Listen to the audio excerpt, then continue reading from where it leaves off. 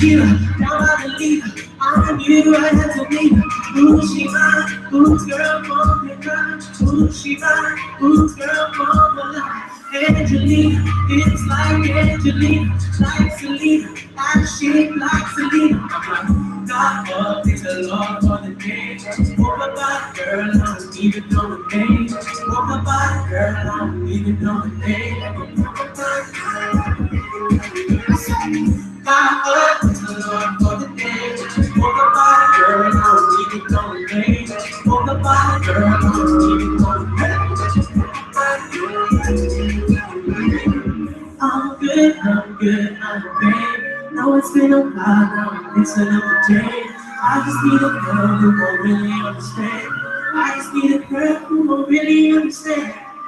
I'm good, I'm good, I'm great. Know it's been a while now, I'm mixing up the drink. I just need a girl who gon' really hands up. I said, I just need a girl who gon' jump. And I'm just to breathe the rock. I'm down to do it again, I'm on the road. I see the take down, I can see you tryna leave. You said I'm the reason. Tell me that, ooh girl, tell me that. Speak your mind, I'm yours for the night. I'm the realest. She said I'm the realest. Every genius, yeah.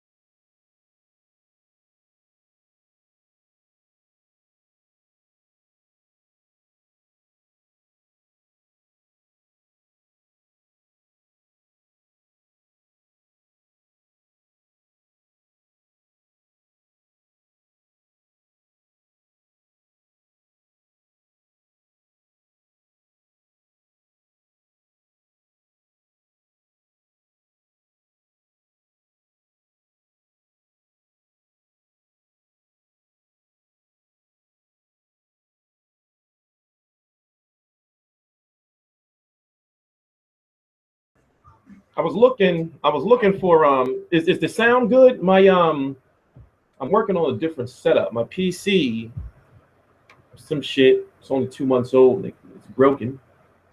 Some shit like that. Yeah. So it's we're here in the middle of the day.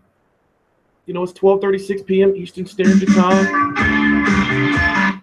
12:36 p.m. Eastern Standard Time. January the 14th, 2017. You still saying 2016 and writing 2016 on shit? Get your weight up. I started working on it back in November. So my shit is cool. But yeah, man, we here. I can't wait to be able to get back to do this like full time and comfortably. So since I'm doing this stream, I don't have shit to do today. So I'm just dedicating it to boxing. So tonight we got Jack versus DeGale, Pedraza versus Davis, and there's a couple of other cards that I believe are going to be on Showtime Extreme or the Showtime Facebook page, the undercard, I believe. So as you know, Canelo versus Chavez Jr. is happening. I'm feeling great. I'm feeling like $164 and 50 cents. I'm feeling great. So May the 16th, 2017. No, May the 6th, 2017 on HBO Pay-Per-View. It's worth it.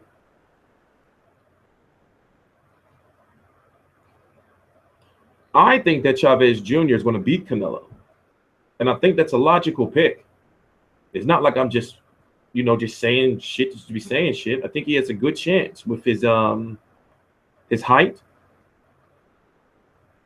He's going to be the bigger overall fighter, height and weight, unless there's a rehydration clause. And we haven't heard anything about rehydration yet, have we? Has some news come out about that? I'm a little bit behind. I've been busy.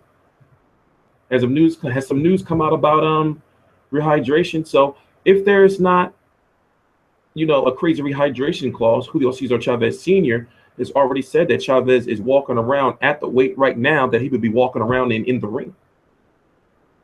So they're keeping him. He's known to blow up to about 200 pounds. He's in shape right now. Chavez Jr. is in shape right now. They wanted the fight negotiations to go smoothly, and they wanted to get them done quickly as possible to keep Chavez Jr. motivated. Yes, I do know that for every pound Chavez is over the 164.5. That's a weird ass catch weight, right? 160. We're doing half weight catch weights. So not only is Canelo making his own weight divisions, now we're doing, what's that? That is, see, there's no half. So there's no weight division that has a 0.5. So I guess that's like, you got to put half super Canelo Cruiser middleweight? Middle cruiser? No, super middle super cruiser middle super weight. Some shit like that.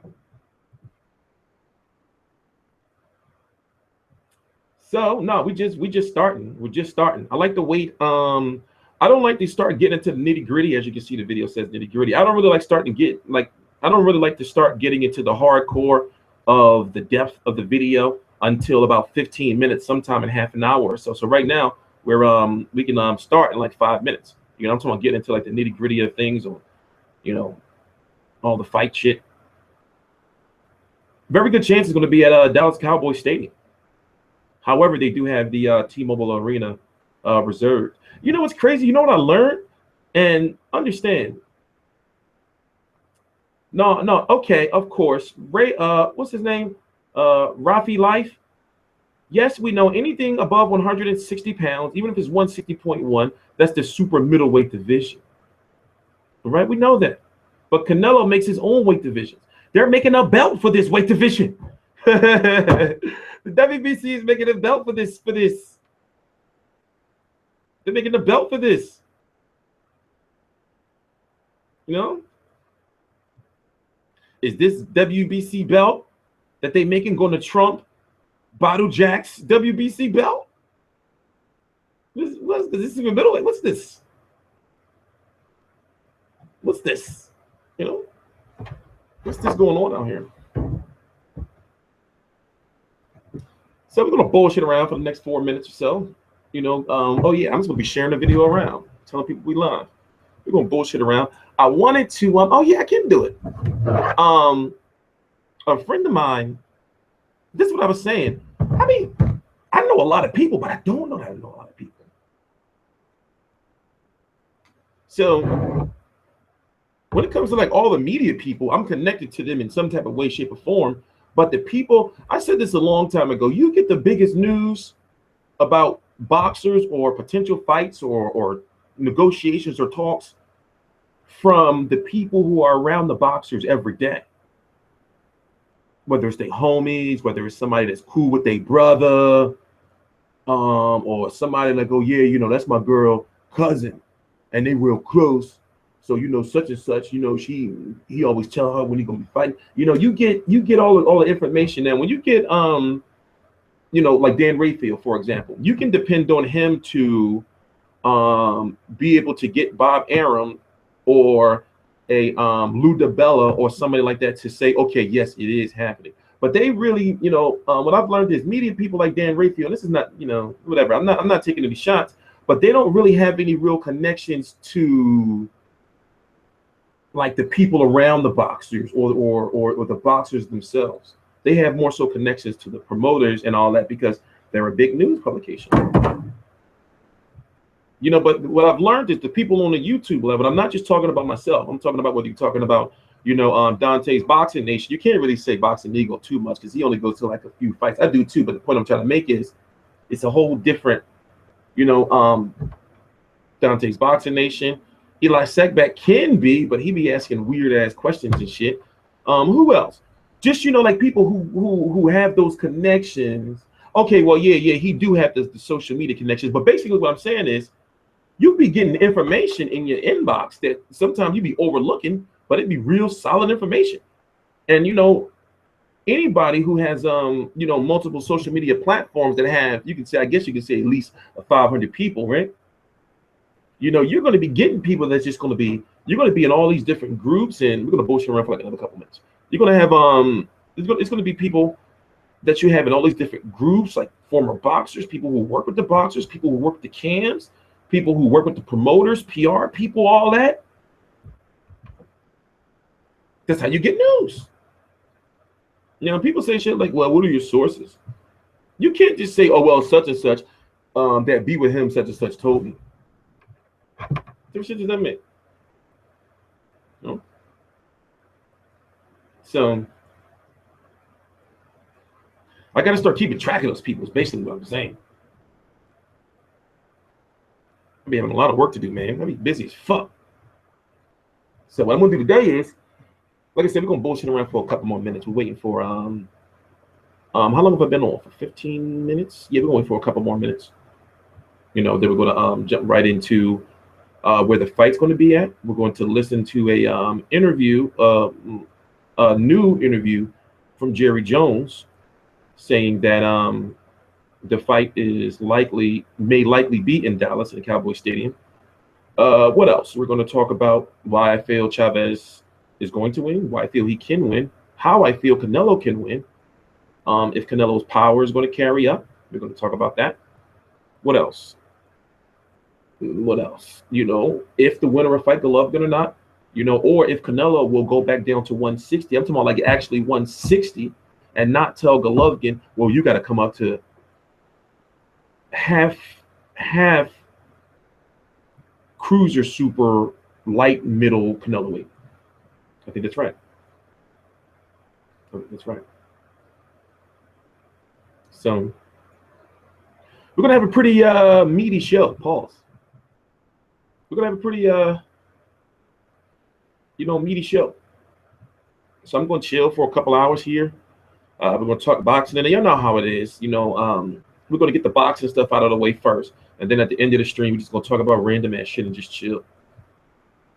I just feel like media people don't, this is the way I approach boxing media. Don't get me wrong. As you can see from my various different interviews, when I'm in these situations with the boxers and with the promoters and with the managers, I'm there and working. I'm doing my job. I'd be quiet as a kitchen mouse. You're going to see me start popping up in all these places, and I'm not even going to tell you I'm going no more. I'm not doing that shit no more. I'm going to be popping up in places. I'm just going to be like, y'all going to be like, oh shit, he fucking there? Watch. I'd be quiet as a kitchen mouse. I get my work and I get out of there. I got social anxiety and shit. So I get my shit done and I get out of there, and I don't get starstruck. So I don't be like, oh, that's such and such right there. Let me go take a picture. But I gotta start doing it. Did y'all notice?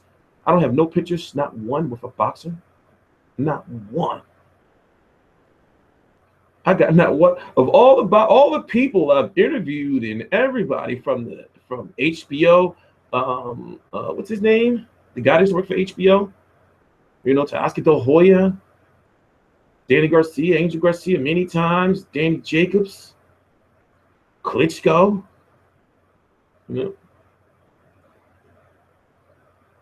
Just don't be there. All right, so what should we start with? Should we start with the ridiculousness of the 164.5 pound catch weight? Should we start with why this fight came to be? Should we start with we got to talk about what they can do with the undercard? Now, how we're going to approach the undercard situation is we got to go look at the roster of Golden Boy fighters. Now, remember, Chavez Jr.'s promoter is, I believe, Zanfor, or it's a Mexican-based company, but yet he's advised and managed by Al Heyman. So Al Heyman has his hands in this in some way, shape, or form. So we got to talk about what they can do with the undercard, because they can make a good undercard if they do it right. For example, just throwing some stuff out there.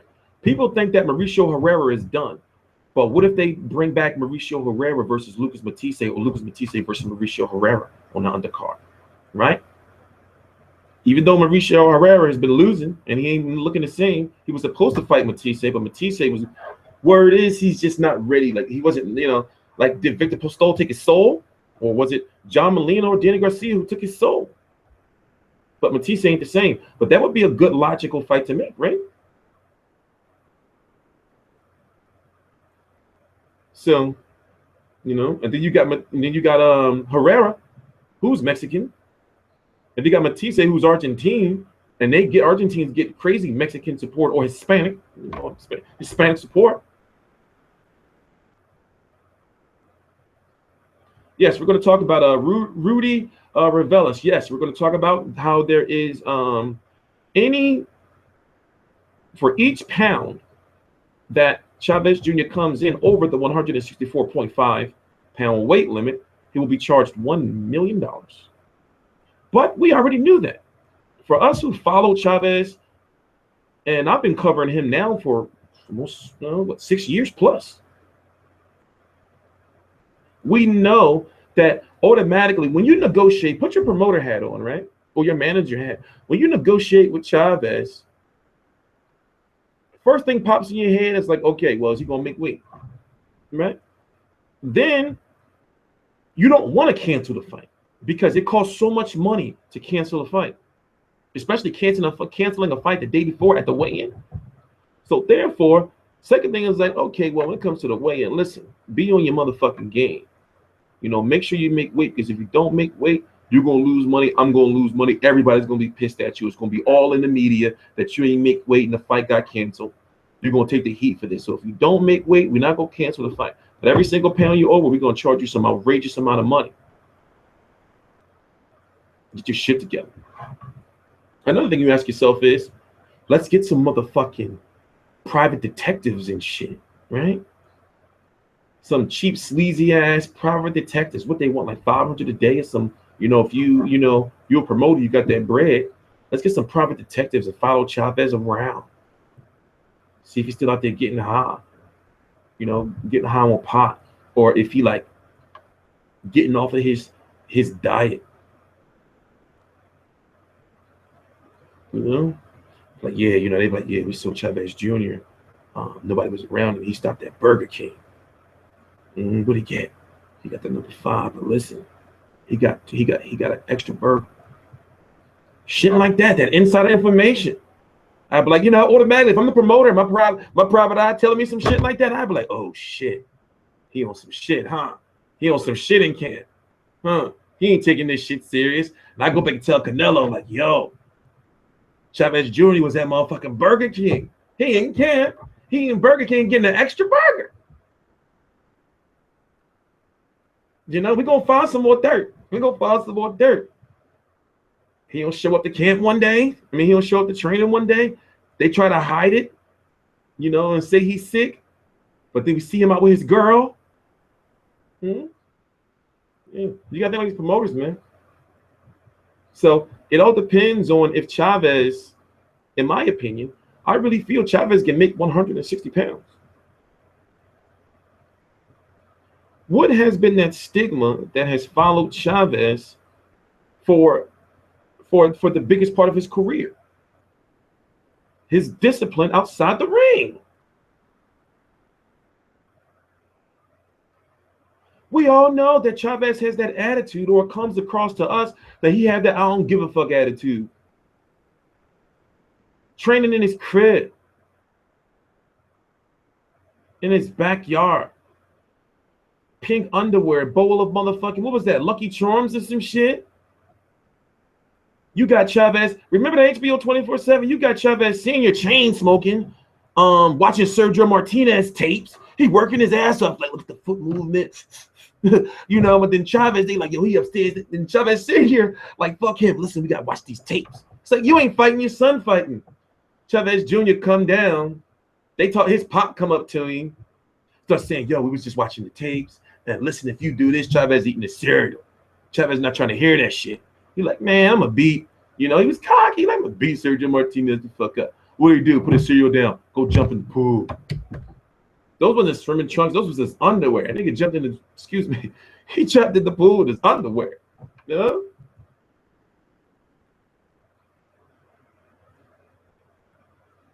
Remember, he had that, how much was it for the second Vera fight?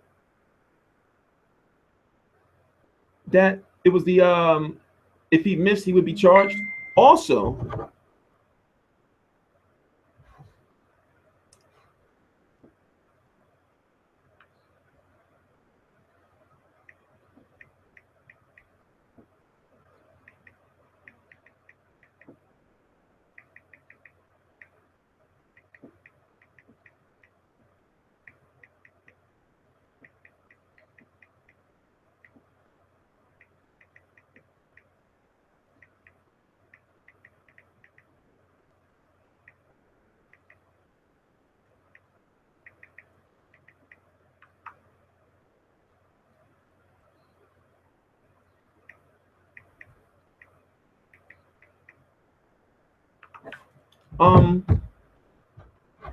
it's all about like his discipline outside the ring.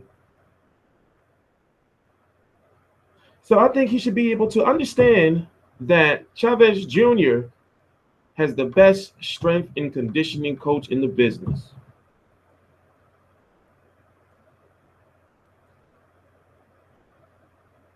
Meanwhile, have a deal. If look him up. Look him up. So now that the fight is announced,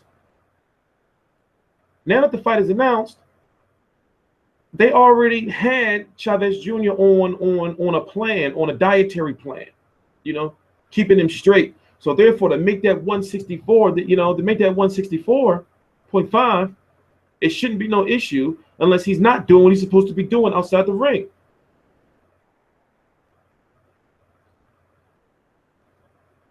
You feel me?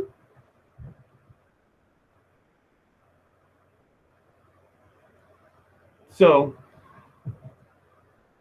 look at the height advantage. Let's go find a photo.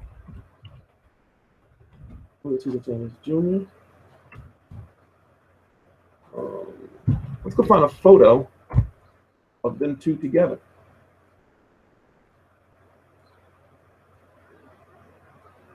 Let me see if I can find like one that can. I guess we'll go with this one.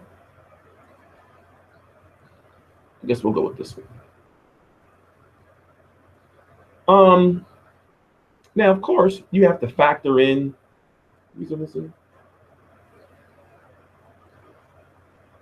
Now, of course, you have to factor in, well, what kind of shoes are they wearing?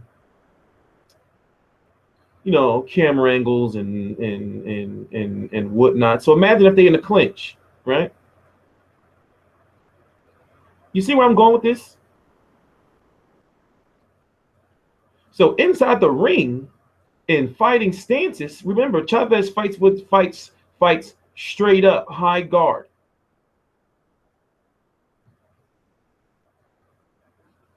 You know, there's things that you have to factor in. These are things that you have to factor in. Canelo's going to be dealing with, oh, damn it. Shit. There we go. Canelo's going to have to deal with that height.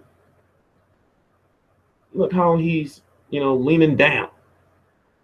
Now, understand where Chavez is at. Or do they have those mats like they do with wrestling outside? Chavez on the ring side. No, Chavez is in the ring. He's on the apron. That's the top rope, right? Because I guess this back here is the buckle, the corner, or guy's shirt, or at least to the corner. So you got to think he's on the apron, right on the outside, standing on the ring. He's inside the ring, or is this a railing? I forgot I watched this fight. Wasn't this the where Margarito beat up his brother with his dead ass eye? But you know, I say this: that height is that height. My bad. That height.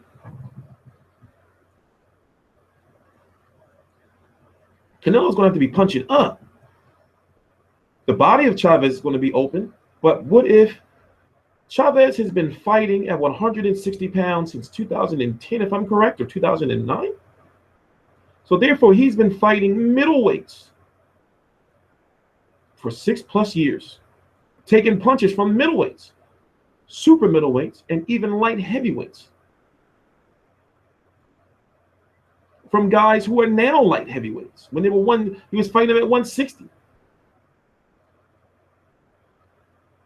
What if Canelo Power don't go past Canelo weight? What if Canelo Power don't go past 155? Are these not sound arguments?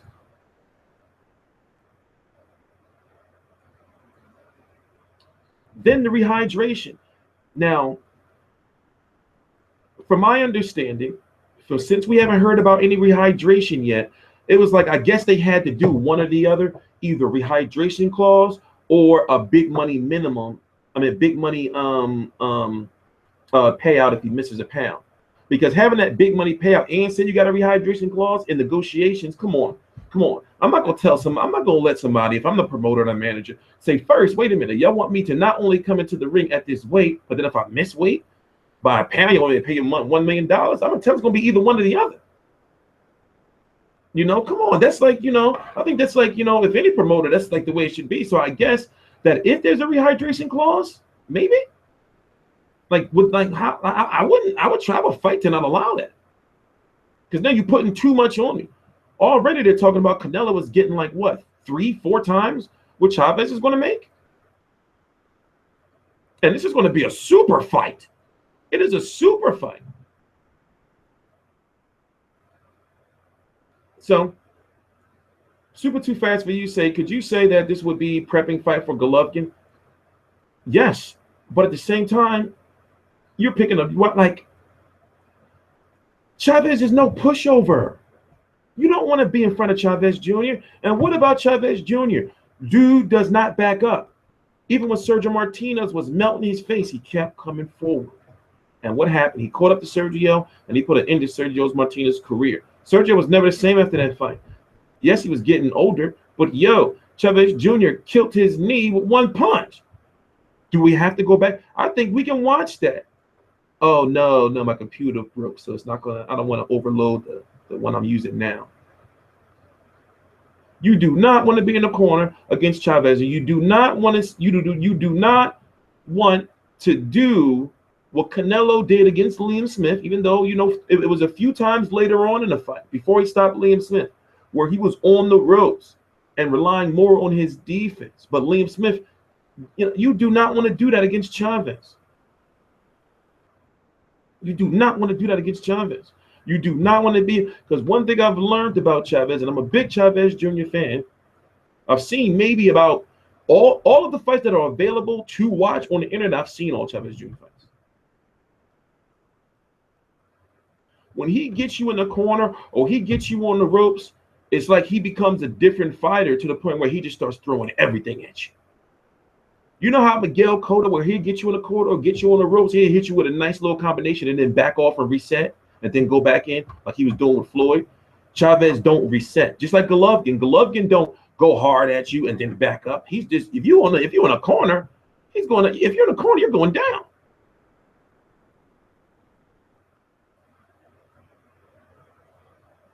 So it all depends on how you look at it. It all depends on how you look at it. So I'm hearing a lot of people saying Canelo is just going to destroy Chavez. And I'm like, wait a minute, it's not that simple. People are saying, I heard somebody say it's going to be like Pacquiao and Margarito. Canelo don't move like that. Canelo fights in 3-punch burst. Canelo, though he's accurate as fuck, but he don't be letting his hands go. Canelo fighting burst. And you got to think, you got one fighter in Chavez who doesn't back up. You got Canelo who's going to be right there. Can you imagine Canelo trying to outbox Chavez on the back foot? That means we'll have seen the best boxing match, best boxing display of Canelo's career. If Canelo wins in the cards, he's going to have to really box Chavez Jr. Because, like I said, what that power don't carry up. Chavez Jr. experienced when he tried to bully. Remember, Chavez Jr. was trying to bully Fonfara. Chavez Jr. was throwing some hard-ass punches at Fonfara, but they wasn't doing nothing. And then Chavez Jr. got knocked down because he couldn't bully Fonfara. He got knocked down and he quit in his corner. What if Canelo power don't carry up?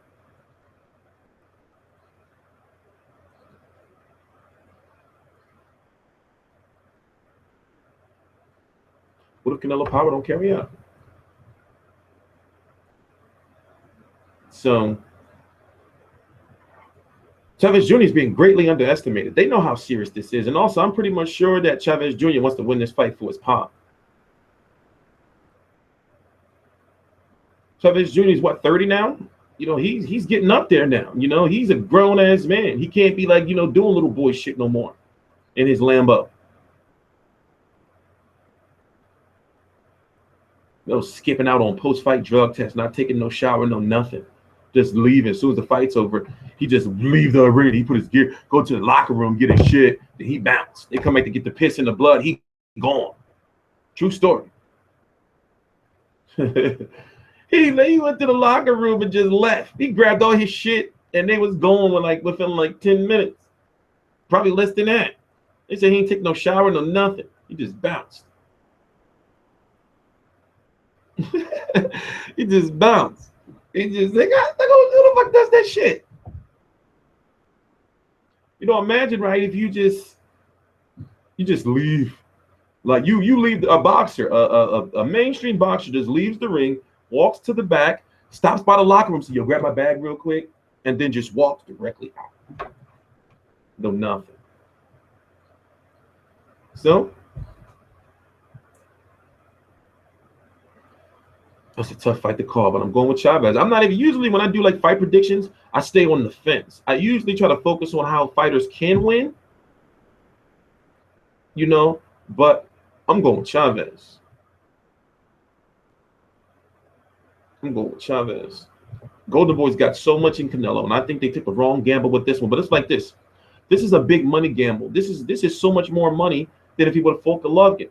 You have these two. You have this generational star, this second generation boxer, Chavez Jr., whose father Chavez Sr.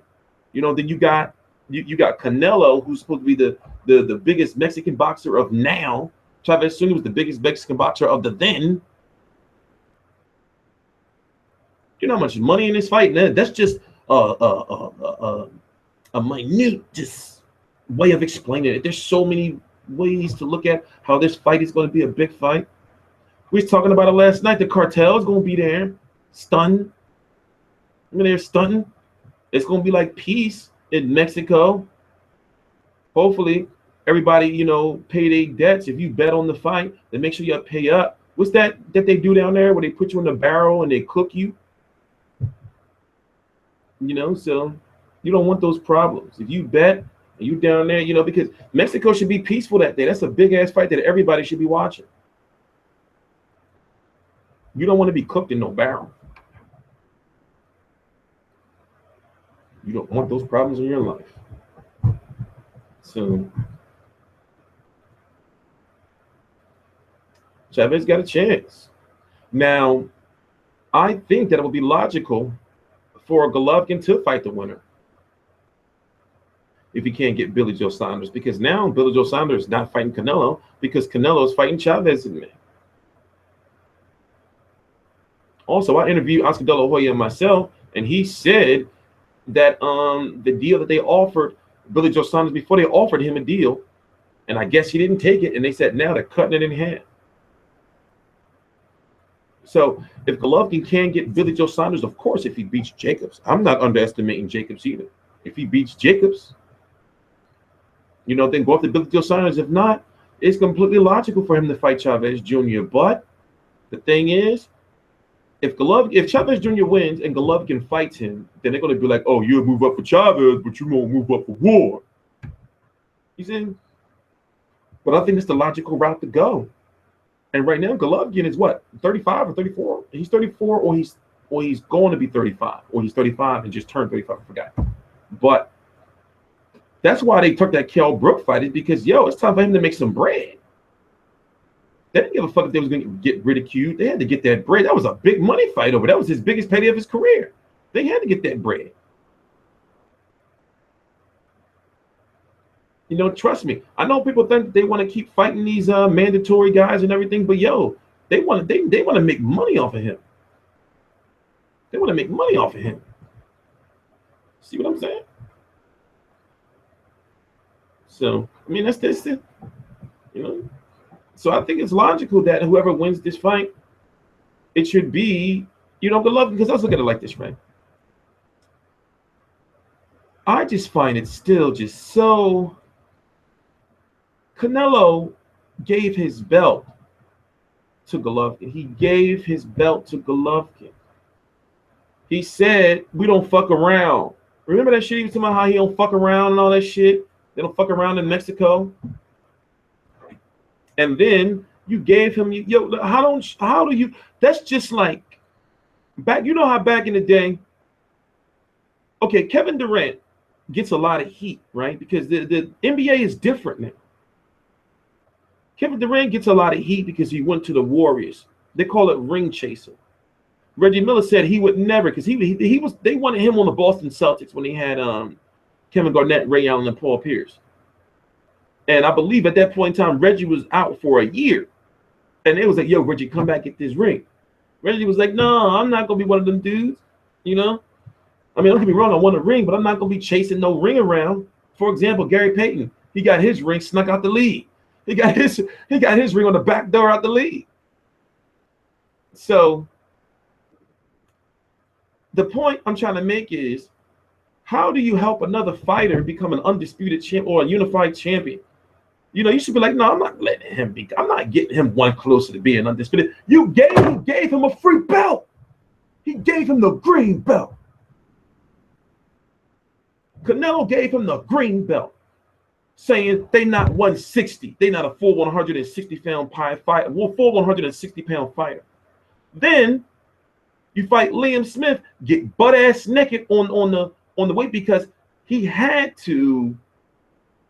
Since he gave up his belt, he couldn't continue to fight at Canelo weight because they're like, yo, you still fighting at Canelo weight, which is technically middleweight, but you dropped your belt. So he had to move strategically to 154. So they can be like, look, see, we wasn't ready for 160. But then you blow up to 164.5.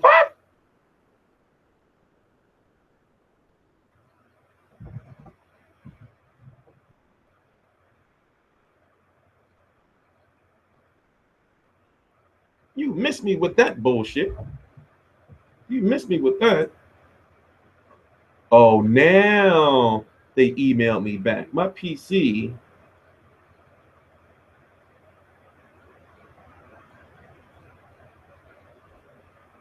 One minute. My PC had broke. I'll answer them when I'm done.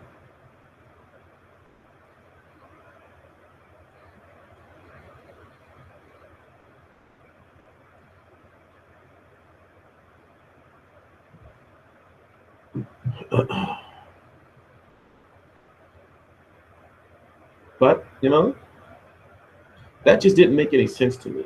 So now I'm wondering if Canelo wins, will Canelo fight Golovkin at 160? Or would he say, well, you got to come up to 163 or 164.5? You see what I'm saying?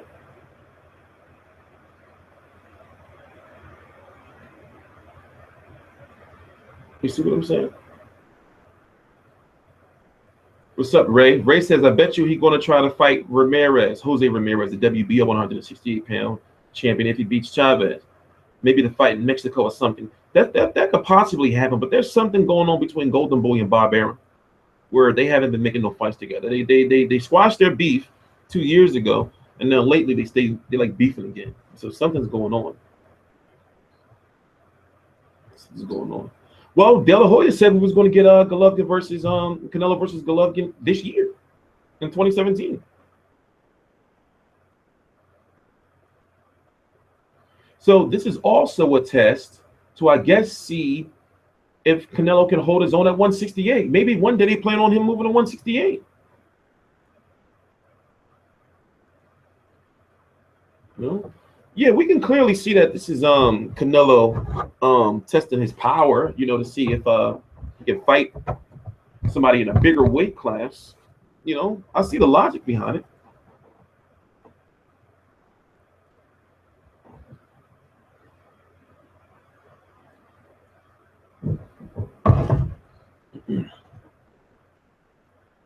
It's hard to say if there should be a Canelo versus Chavez too, because we were saying the thing about Canelo versus Cotto too.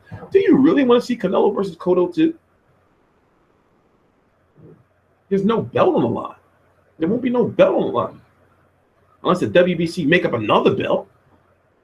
And then guess what? He's Diva Cotto. So even though Canelo may have won the first fight, the fight is going to have to take place at 155 again, you know, or some old low shit. Miguel Cotto's not going over 156 or something like that. I'm telling you, he's not going to. So I don't see that fight being made. I don't see that fight being. I don't want to see that. It's bad enough we're getting Cotto versus Kirkland, both of the guys who lost their last fight against the same guy, Canelo, and they put it on pay-per-view. They're tripping. That's a shame. I gotta buy that crap.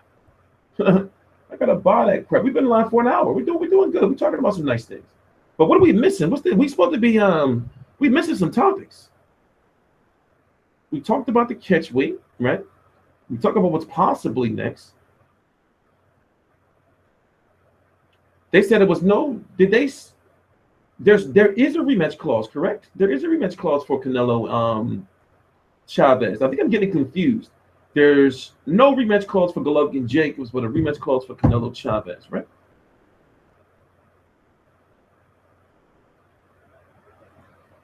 I could see Canelo versus Billy Joe in in September. I can see it. I can see it. I can see it. Thank you. Thank you. Yeah, we can bullshit around. We're going to take a little brief intermission, like 10 minutes. I want to play something boxing related. Can we change the subject? Can we go on to something else? Like, what are we missing with Chavez versus Canelo? We've been talking. I started talking at 12:30. We started talking boxing at 12:30. It's 1:15 now. So I think we spent 45 minutes on it, you know? Yeah, that's about right, Jose. Canelo's going to make, 30 million or so, and Chavez 6. But there's we don't know. Of course, there's going to be pay-per-view buys. You know, of course, there's going to be pay-per-view buys. But yeah, thank you. The website is it's coming along. We're supposed to have the rankings up today or tomorrow. Yeah, it was supposed to be up yesterday. It's got slow rolling, but it's good because we're playing it safe with the website right now. I'm playing it safe with the website right now. Plus, I got like way too much on my plate. Just bought a house, and I'm trying to get like everything situated as quickly as possible, so I can just focus on doing this and just being in the house and just working on this and working on the website.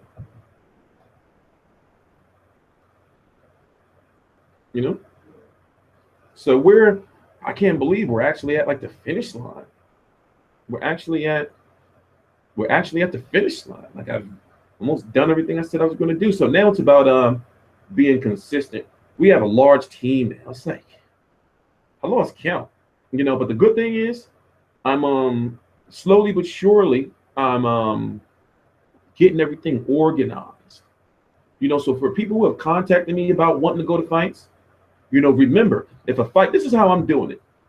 So, and I think this is a good strategy. If a fight is in your area, that means when it's announced, I can be like, oh, I remember such and such contacted me from Minnesota. I'm talking to you if you're watching. Then when that fight's announced, usually fights are announced no later than a month or 2 months at most before the fight starts. So therefore, that's when I'll be able to, interact with you. I'll say, okay, it's a fight out in his area. It was announced today. I'm gonna hit him up next week. Go through the whole interview processes, which you might interview process with you. We get on a little chat and talk on the phone. Then we talk about what needs to be done, and then by the time the fight comes, you will be you'll be ready. So that's how I'm doing it. So when we get if there's a fight in your area and you remember that you contacted me, and what I do is, even though my emails are brief, I get right back to you and I say something like, thank you for responding. I'll be contacting you soon. I say something like that. So if you got one of those emails, that means if a fight comes up in your area, trust me, I'm going to contact you. But we are having some trouble spots. It's crazy because I got people like everywhere in like weird places. But I need somebody consistent and somebody who's about their work and somebody who wants to make some bread in LA. I need LA bad. I need LA bad. It was my fault. I put too much faith in somebody in LA, and it just so I need somebody in LA bad. Bad. Because that's But the thing is, you got to understand that in LA, right, you can't, to make these media events, you can't have a day job. Because a press conference would be on a Wednesday at 1 p.m. your time in LA. You see what I'm saying? So it's like I can't send you to a fight if you're not doing no work. You see what I'm saying? Because then it's like, yo, come on, bro. You get into the fight for free. All I'm asking you to do a little bit of work. It's not a lot. All I'm asking you to do is a little bit of work. It's not a lot. You make you make some money. You get into the fight for free, and you become you the cool guy. You can say, yeah, I get in all these fights out here for free. But you ask this motherfucker, you working? Excuse my language, but you're going there to work. No, don't get twisted. You're not going to be going to fights and not doing no work. Come on, how do you think we get into the fights? You got to work. Your job is to promote the fight and ask questions and do, So the same things y'all ask y'all homies or y'all talk about boxing, guess what? You can be the dude that say, oh, yeah, I talked to him yesterday. I was at the press conference. You know. Well, I'll tell you what. If you're really interested, this is what I do. This is how you separate the bullshitters, right? If you're serious, and if you would like to help me, and if you would like to go to fights, I think I've shown you that. Come on, come on. But we're running a business now. So even though I'm all cool and everything, we can joke around. Damn it, we can joke around on here and everything. It's just that behind the scenes, you know, like I do a lot of work. So we're running a business, but I'm a regular dude. You know, we can joke around and shit, but when it comes to business, it's business. I'm not with all that suit and tie stuff. I went to school for all that. I have a degree in all this stuff. I just, you know. So if you're really serious, you email me at editor, that's EDITOR at FightView360.com. Obviously, you gotta let me know your name, your location, and a little bit about yourself. And one of the number one things is, are you good with a camera? You know, and what's your schedule looking like? Like I said, a press conference is usually on like a Wednesday, like around they'll say some shit like get here at noon, they'll have some lunch, and then the press conference they'll say it'll start at 1, but it really don't start till like 1:45. So that means you're gonna be there until sometimes they be long ass, boring ass press conferences. So you might be there until maybe 3. If they say be there at 12, you might be there till 3.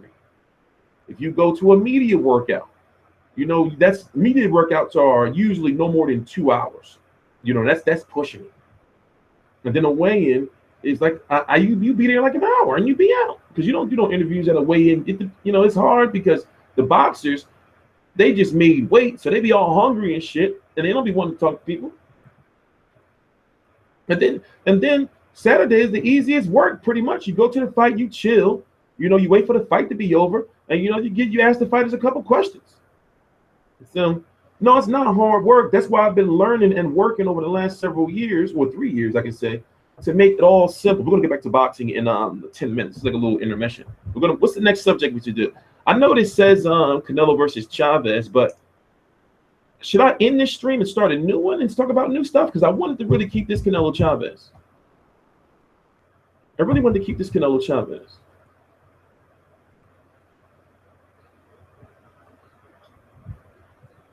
Superfast T says, but do you need experience, TstreeT? I might be interested. I have to get my shit sorted out. Well, yeah, that's the most important thing because remember, you're going around multi-millionaire promoters and celebrities and boxers and everything. So come on, and then if you're at the event, imagine, right? You're going to be on other people's shit. For example, Fight Hype is going to be there, Fight Hub is going to be there, ESPN is going to be there, Secback's going to be there. So you're going to be on other channels. So you want, of course, you want to make sure you're looking cool, you know, and also you don't want to make a dickhead of yourself.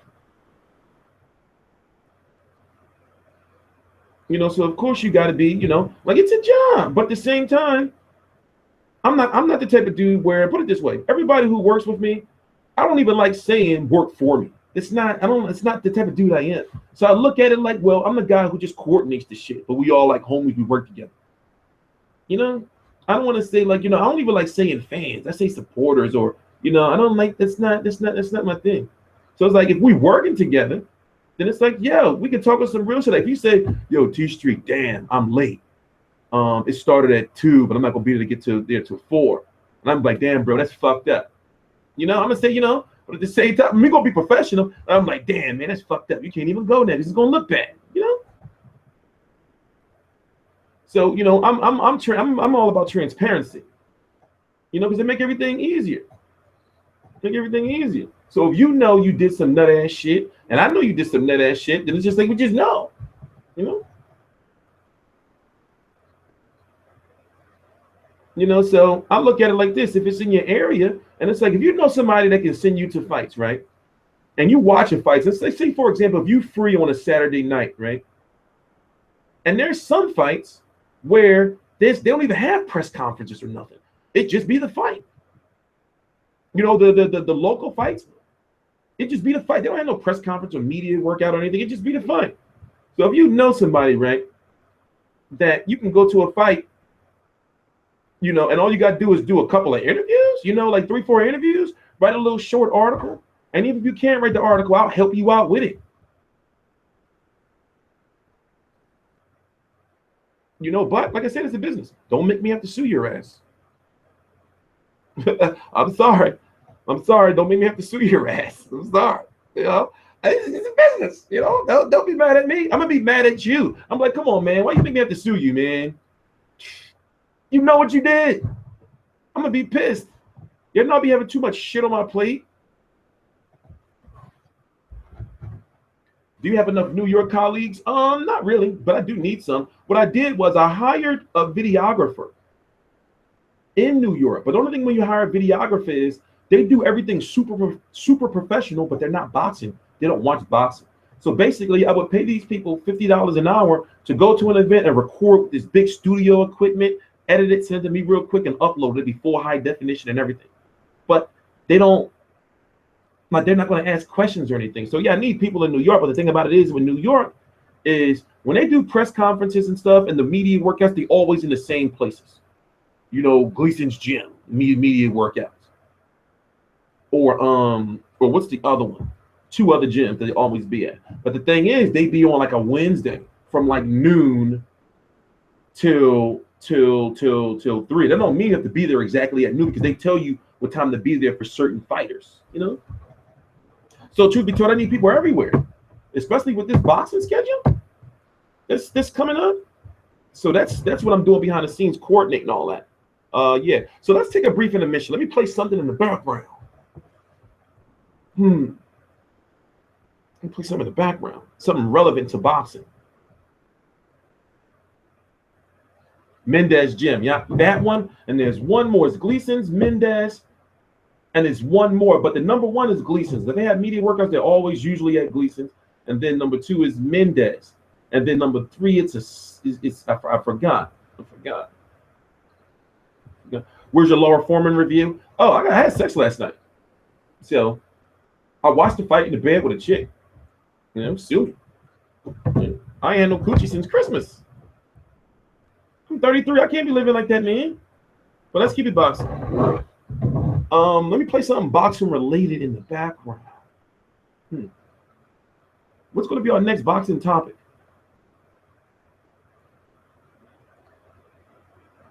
What's going to be our next boxing topic? I haven't checked my emails. Let me see if any fights was released. See if any fights was released. Any news came out.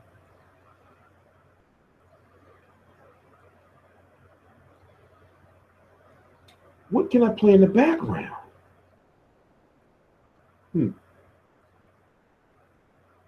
Fuck it, I'll find something.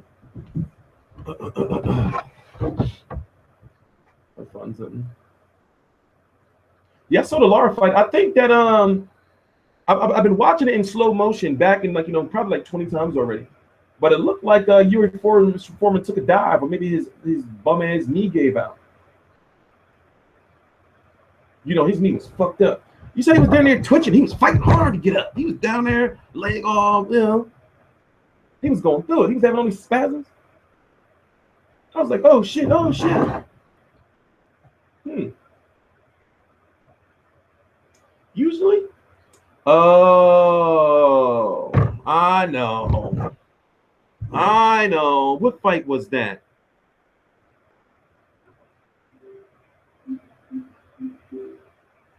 Let's hope this motherfucking stupid ass fucking remote can listen. Canelo versus Khan.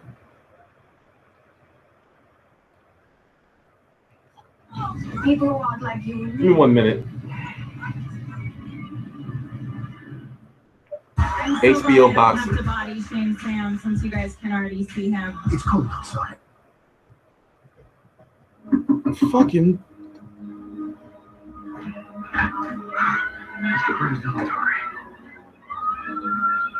Okay, fuck that. We're gonna listen to this thing. I wanted to play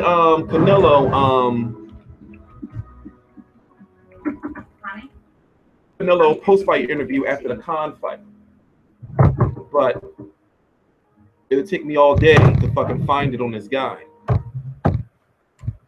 Take me all day to find it on this guy. What we're gonna do is we're gonna listen to this, and we're gonna talk about this shit. Yeah, this one.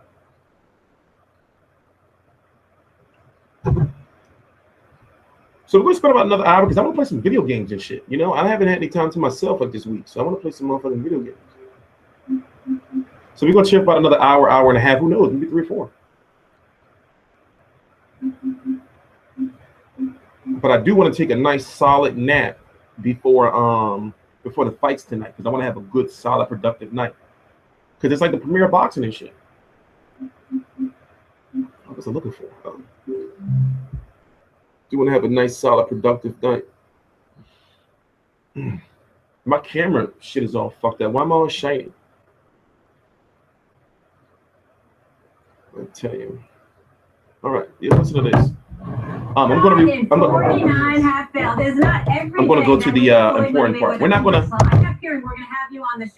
gonna listen to all of this. So we're gonna take like a brief 10-minute intermission, and then we're gonna get back and we're gonna talk about the latest developments in this Floyd Mayweather Conor McGregor crap. You know how Dana White said that the fight's not gonna happen. Basically saying it's not going to happen if you think you're going to offer Floyd Mayweather $25 million, tripping. I would be here, and you're promoting the super middleweight unification bout between WC champion Badou Jack and IBF champion James DeGale on Saturday from the Barclays Center in Brooklyn. That one is on Showtime. Thank you so much for being with us. Thank you for having me. It's been a long time, bro. A long time. Yes, sir. Look, first of all, let's get a couple things out of the way. You know what I didn't like? How Stephen A. Smith was just, he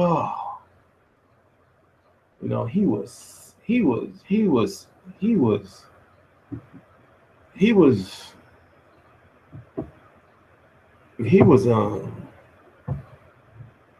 too excited to be talking to another grown man. Like, he was all rocking in his chair. It's like, Floyd Money, and I'm like, yo, bro. You're having like a man-gasm. Calm down. Vibes, bad vibes, man. Bad vibes. Every time I think that you're retiring, I mean, it's official. Obviously, you're not fighting anymore. Then I'm at the Manny Pacquiao fight. Who sit behind me? It's Floyd Money Mayweather. Conor McGregor opens his mouth. It's about Floyd Money Mayweather. TMZ got a video. It's Floyd Money Mayweather. For somebody that's retired, man, you haven't gone away. What's going on with Floyd Money Mayweather? Staying relevant. I guess I'm just the biggest name in contact sports. I'm the biggest name in contact sports. I'm something to talk about. Are you gonna fight again? As of right now, absolutely not. I know you're tired. I'm very, very, very comfortable. Very comfortable. But if someone comes with $100 million plus, I've read those quotes. If it's a 9-figure payday, well, I can get that anyway. You know that. Well, in fairness to him, in fairness to everybody, I've said this. When you and I spoke a few months ago, you said, listen, I'm retired. Yes. However, if I fight again, it won't ever be for less than 9 figures. That's something that you said. So I'll make sure. I feel my health is more important. I feel my health is very, very important. I've made, in the sport of boxing, just period, in the entertainment business, I made somewhere upwards of 800 million, and I was able to make smart investments. So, but this time is very, very valuable and very important to my children. So you said before the Pacquiao fight to a bunch of us in the meeting that when you say the greatest, the TBE, the best ever, you're not even just talking about in the ring necessarily. Your quote was someone else can have that. You mean the whole boxing game. Whoa. And I agree with that. You get out with your marbles, your money, you left a mark, the whole thing. Is that, you said that that's the most important thing, but let's say a couple years go by and it just interests you again for whatever reason. People talk about a Triple G or a Pacquiao rematch where Terrence Crawford keeps doing what he's doing. How many more years do you think you could stay out and then still be able to jump back in the ring and do your thing at the level you were doing it? I can't really say what I'm capable of doing 2 or 3 years from now. But as of right now, I'm very happy.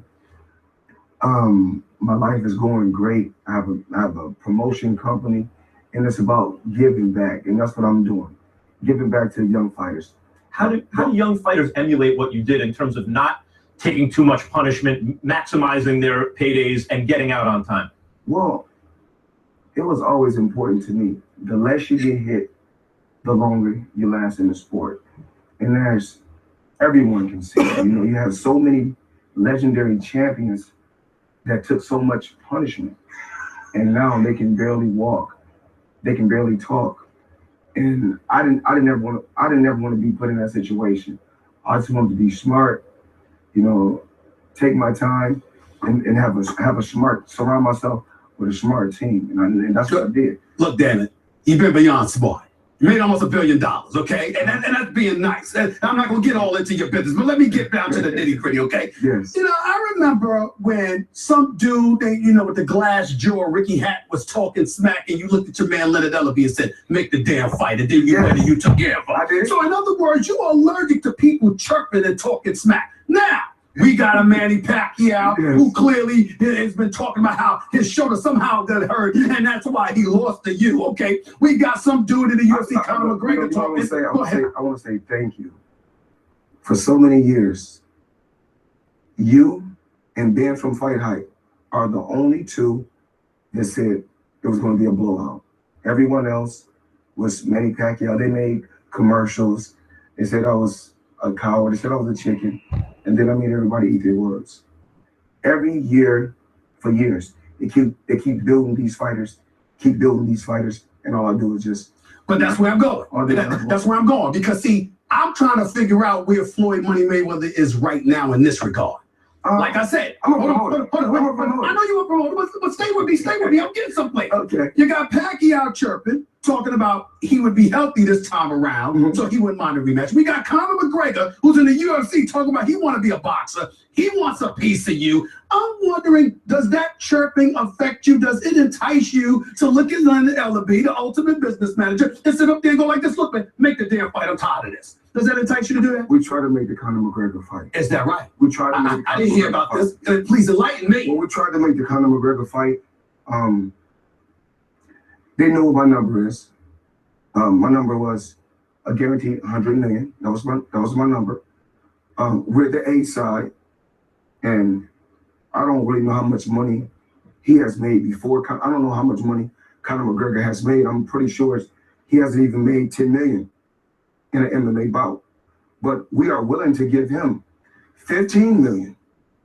And then we could talk about splitting the percentage, the back end percentage on pay-per-view. But of course, we're the A side. You know, how can a guy talk about 20 or 30 million if he's never even made 8 or 9 million? So let me get this straight. You're saying that you wanted 100 million. No, you offered him 15 million. I'm saying right here on this show, Conor McGregor keep telling everybody he wants to fight. Let's make it happen.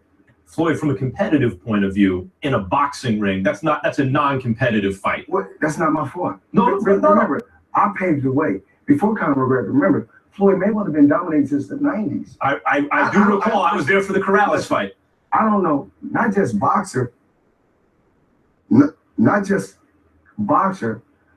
You can't tell me no other athlete that's been at the top for 20 years. Right. So, but let me ask, what I'm asking is, from a competitive point of view, because a champion who's performed on the highest level for many years must have competitive juices flowing the way Michael Jordan looks at LeBron James and thinks, I would defend him this way. I would play him that way. Do you look at any young fighters today and think, I know exactly how to beat that guy. I'd like to fight that guy. Not in a business sense, from just a purely athletic, competitive point of view. No, actually not. Actually not. But I made a say on this first tape. You guys keep hearing all these different rumors about these different fighters want to face Floyd Mayweather. Everybody keep talking about Conor McGregor. He's blowing smoke of everybody's ass. Can I say ass on him? No. Let's go ahead. It's okay. They'll get over it. Go ahead. Keep going. Don't disrupt your flow. Keep going. Okay.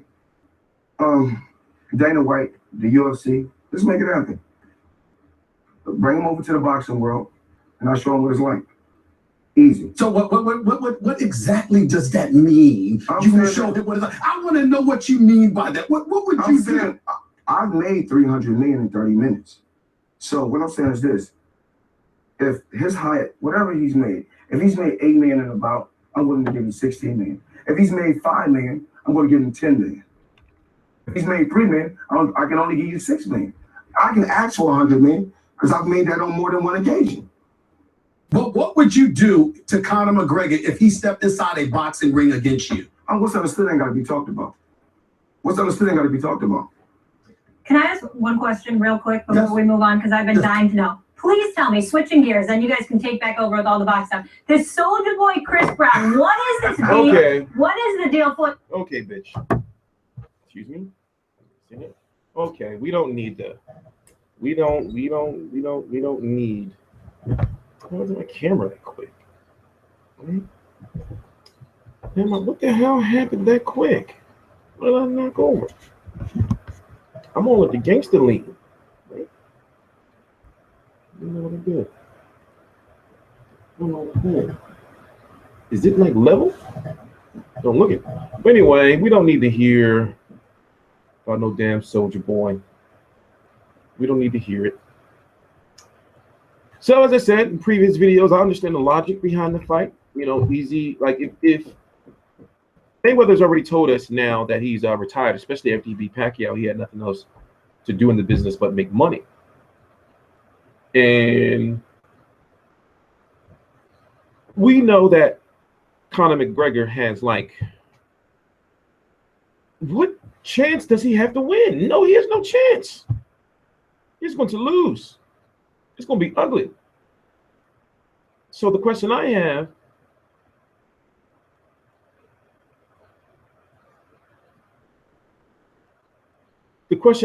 is, why wouldn't Floyd fight him to make $100 million? Don't get me wrong, it's a joke. But if you can make an easy $100 million, that's $100 million. To me, it looks like somebody paying me, right? Pay me $1,000 and put me against a grown-ass man midget. I'm gonna look at that midget, got no chance. All this sounds fucked up. It's dwarf. You gotta call them dwarfs. If somebody say, well, listen, you know, we'll give you a PlayStation 4 Pro, but you gotta fight this midget. Dwarf. I'd be like, yo, that's easy work. Easy work. But the only thing is, they'll tell you, like, yo, but he's a husky dwarf. But he's still a dwarf.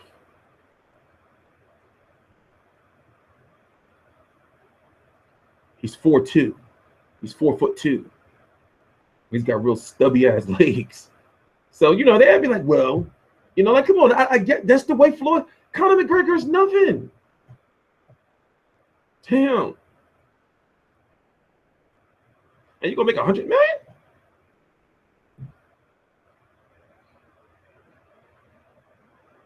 Floyd can have half a training camp. He wouldn't even have to have a training camp. He wouldn't even have to have a training camp. But yeah, let's talk about the politics behind it. Is he pricing himself out? Read between the lines of what Dana White said. Let's listen to it. How long is it? Like 20 seconds? Something like that? Why is my shit not synced up?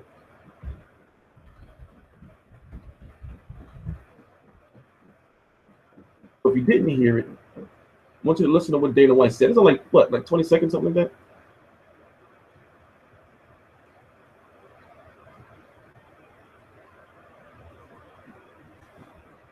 Oh man, they're making me go through the bullshit. So Floyd does deserve to make $100 million.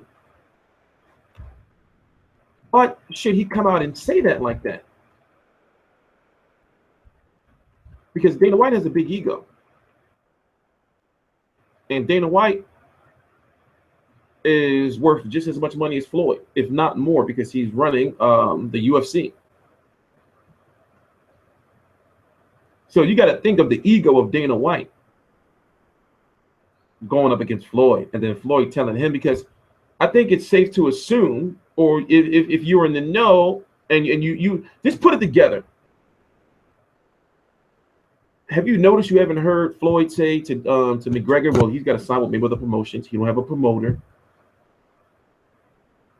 Dana White will be acting as the promoter of Conor McGregor. So I guess it would be a Mayweather Promotions, Zuffa, whatever they are, something. Look at all the politics behind the scenes that would have to happen for a fight like this to go down. You think Dana White is going to let Floyd say? You think Dana White is going to let Floyd say, well, you know, give us $100 million.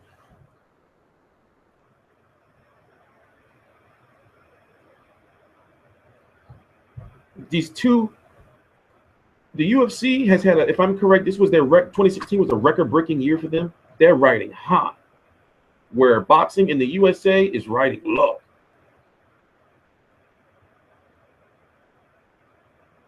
So, of course, it's a joke for him to offer him $25 million.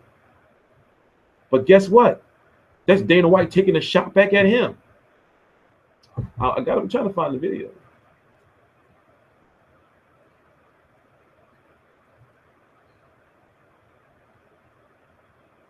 So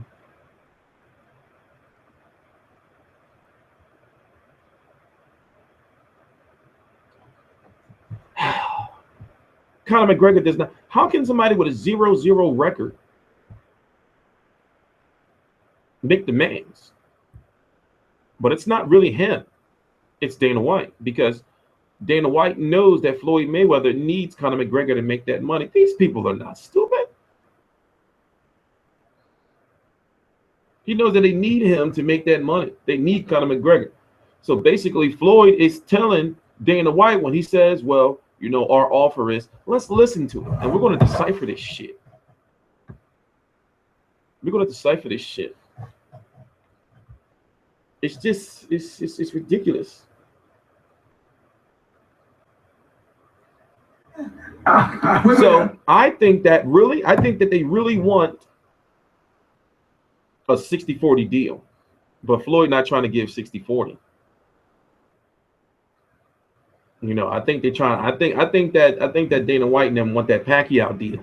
They want that Pacquiao deal, but they not you 0-0, bro. So Floyd, you got to think that's, you know, like, well, I'm gonna give you a flat rate. You ain't nobody in boxing. So the politics of a fight like this, it's so much shit that they're going to be just beefing about.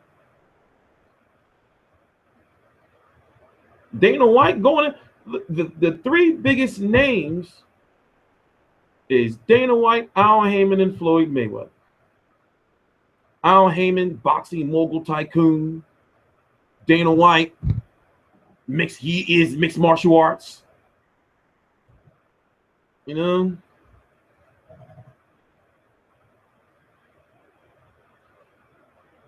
And then you got to think that when it comes to promoting, they're going to do a crazy world press tour. They're probably going to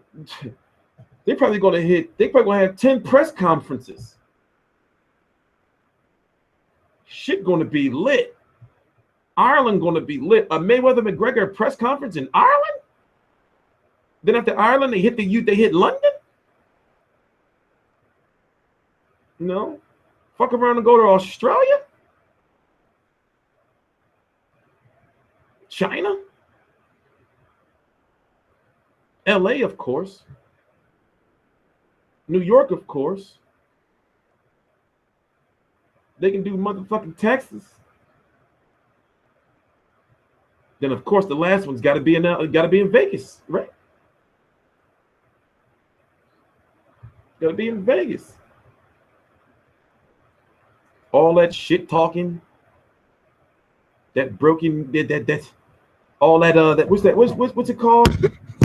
Broge. I forgot how to pronounce it.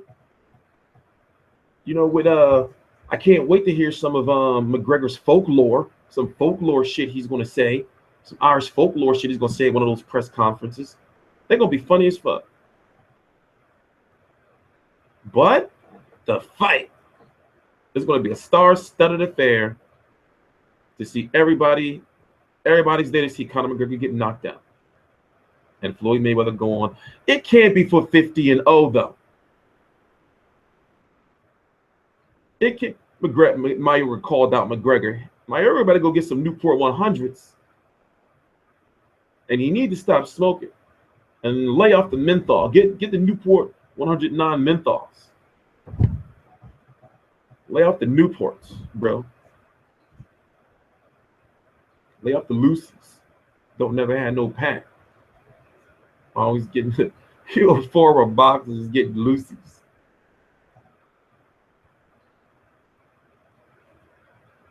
Yeah, I'm thinking that too. I think that it's going to be at one point in time where Floyd is just going to be just whooping Conor ass. And I'm talking about like really probably toying with him, making him miss like every single punch.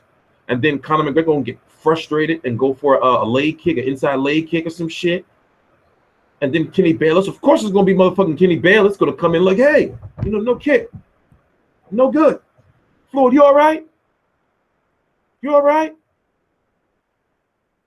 course.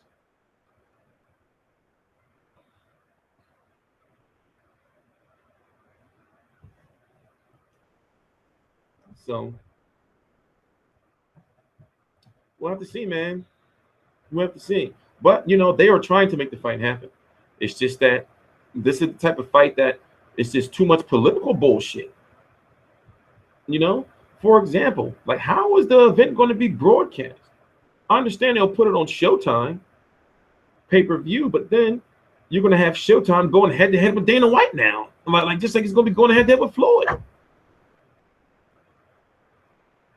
This is not a situation where Floyd can, you know, and I understand he's Floyd Mayweather, he deserves to, but if he really wants this fight, he's going to have to let go of some things. He's going to make $100 million. He knows he's going to make $100 million plus. So, you know, if they really want the fight to happen, you can't go around there doing that to everybody, especially when you got somebody that's on your level is equal to, not the fighter, but the promoter behind it.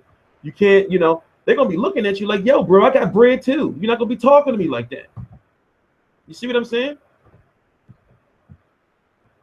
Yeah, that's what we don't know. It's so much stuff like, you know, and no, it wouldn't be UFC. I'm pretty sure they would use the promotional company or what is it? ZUFFA. They would use, you know, them likely. It wouldn't be UFC because it's not Ultimate Fighting Championship. So they wouldn't use that.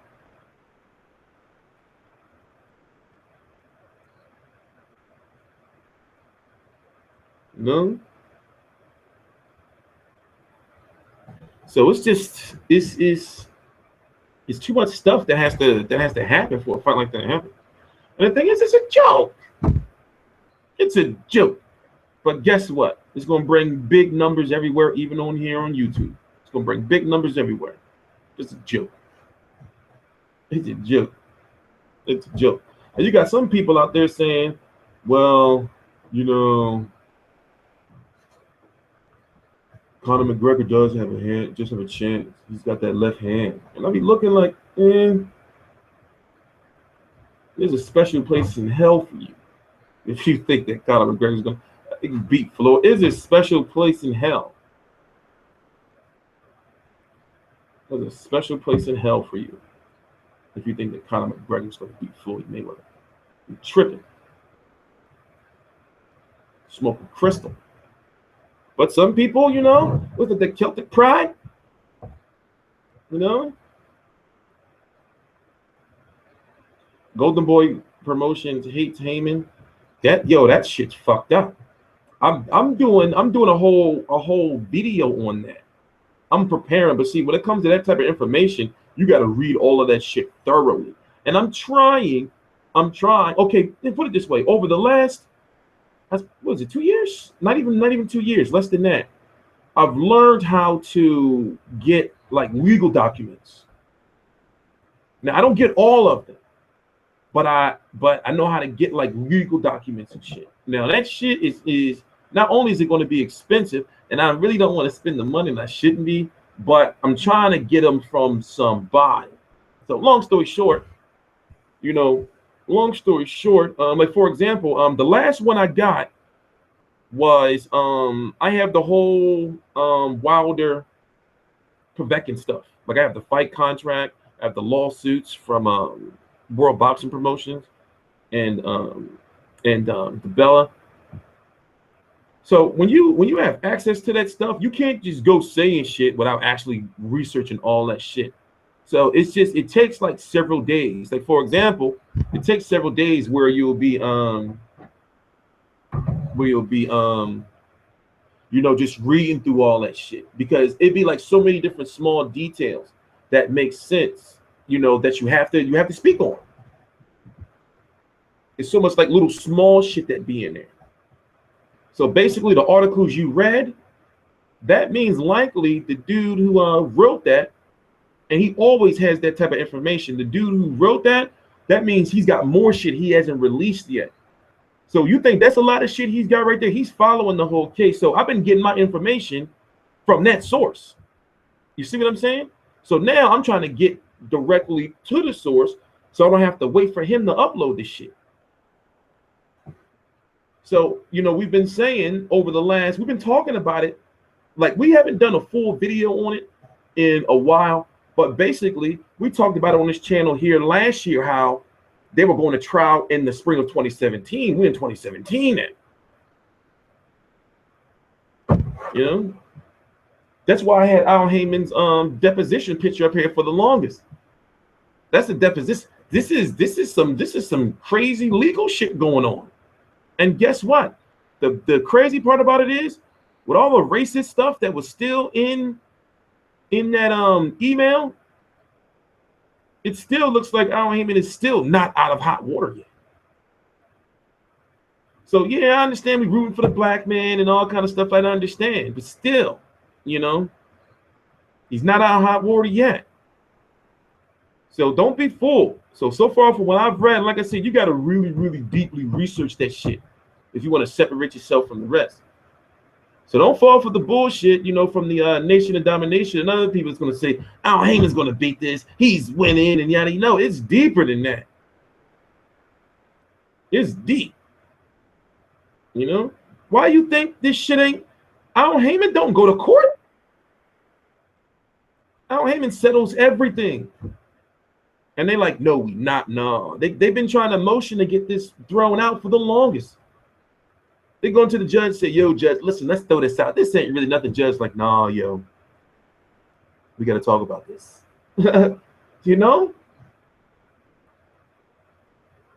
So to the boxing fan, truth be told, the boxing fan should want free fights on television, free fights. But the level of competition is what the boxing fans was getting pissed off at. But it was one point in time. Remember, we were getting fights like every other week last year? In the year before when PBC started? So for the media, that was a lot of work for us. And when I was with the other site, I wasn't nowhere near as like educated as I am on this media stuff now. And we were sending people to fights every week, and I didn't even know half the shit I know now.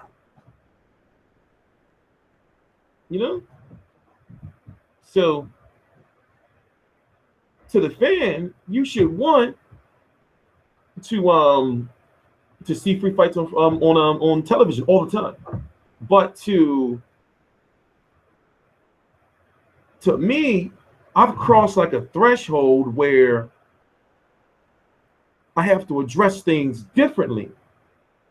I can't just go saying shit without really, really looking into it. You see what I'm saying? I have a website now. It's a news. We've started a news company. We have to be credible. We can't just be saying shit. Especially shit like that. You can't just be saying, You can't just look at it, because see what it is from my understanding, and I can't really fuck with it too much because I don't want no trouble, I don't want, because what I've learned is media, it's you can be bullied in boxing media, right? Now follow where I'm going with this. You can be bullied in boxing media if you allow it to happen. So the fact that this is news, I've learned way before I even started covering this to try to learn how to not let, how can I put it, entities not allow me to do my job because of my reporting. So basically, truth be told, I want to dance around it. I don't want no politics when I'm trying to get to events or get people to events because I'm covering the news. And like, oh, you shouldn't have talked about that about us. So now you can. It's like, yo, it's the news. Did I say anything that was wrong? So, you got to be real careful with that. So first I had to learn, one of the things I had to learn is, okay, all right, how do I sue somebody or, or file legal action if they try to do that type of stuff? Because I know somebody's going to test me. Somebody's going to test me. And that's why, there's a lot of different things that I do on purpose. Like when I go to these events, I make sure that I'm as professional as I can possibly be, because they see me on YouTube and they probably think if they don't watch me and they don't know my personality, they may think like, oh, this guy's a fucking wacko. So you got to be really careful, with that. And I've had to learn that. So, like I said, this Al Heyman Golden Boy story is deep. So you got to really, really, really like read all that and then remember all the information you had before, because remember, I've been following this since it first happened. And I've been talking about it, in videos. What are y'all talking about Nelly for? Are they talking about Nelly in the chat? What are you talking about Nelly for? We having a deep boxing conversation. Y'all talking about Nelly. Oh, Miss Jackson. Yeah, that was messed up.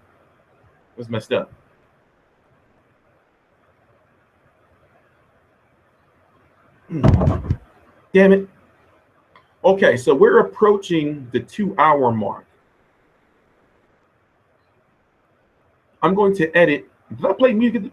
Yeah, I got to edit the first 10 minutes out. So I want this video to be exactly 2 hours. So I'm trying to calculate the time that we have left minus the time that I have to edit out from the beginning. Okay, so basically we got about 16 minutes left. I'm going to play some video games. I haven't had time to sit down. I was supposed to be in New York this week. Excuse me. I'm cheating. I'm drinking Pepsi. I'm not supposed to drink Pepsi. I know.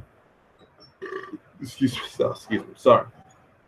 I was supposed to be in New York this week, but it was a blessing in disguise that the website wasn't done. So the website was done a week and a half after when you had to apply to get into the fight as media. So I didn't apply because the website wasn't done.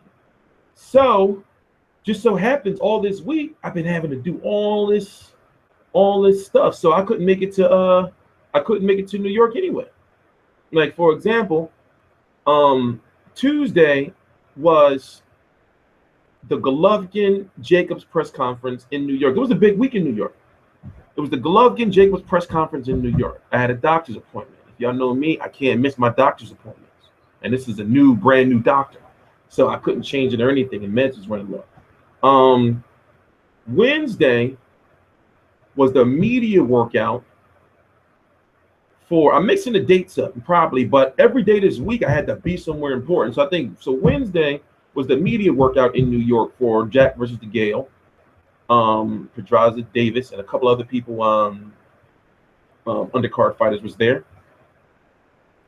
I couldn't make it to that because I brought a house. I had to go there and do something. Also, I had to go to child custody, or was that on Thursday? I don't remember. But basically every day this week was something big going on in New York. I really wanted to make it to New York yesterday. I wanted to make it to New York. No, not Friday, Thursday for the final press conference for Jack versus DeGale, because Eddie Hearn was there. You know, and Eddie Hearn will come to the States. So I wanted to ask Eddie Hearn directly about Spence versus Brook. So I couldn't do that. So Thursday I couldn't make it out there because what did I do on Thursday? I don't remember, man. I've been doing a lot of shit. But I wouldn't have been able to make it to New York. And also I could have got to the fight, but then I wouldn't have did none of the week's work. You know, so I would have just gone to the fight. I didn't want to, I didn't want to do that for a big fight like that. I want to cover it right. You know, go to all the events, not just go to the fight, you know?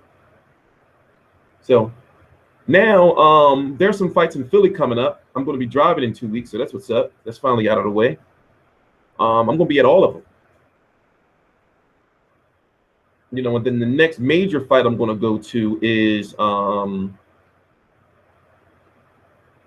it's a February fight in New York somewhere. I think that hasn't been announced yet.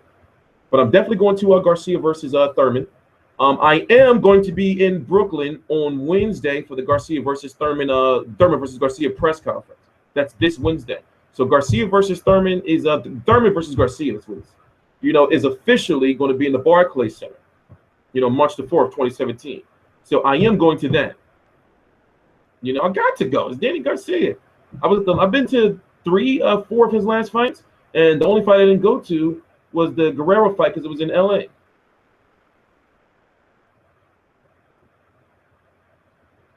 You know? So yeah, we got about 10 minutes, something like that left. So I am going to go to that. I am going to go to that fight, and also I'm going to Golovkin versus Jacobs.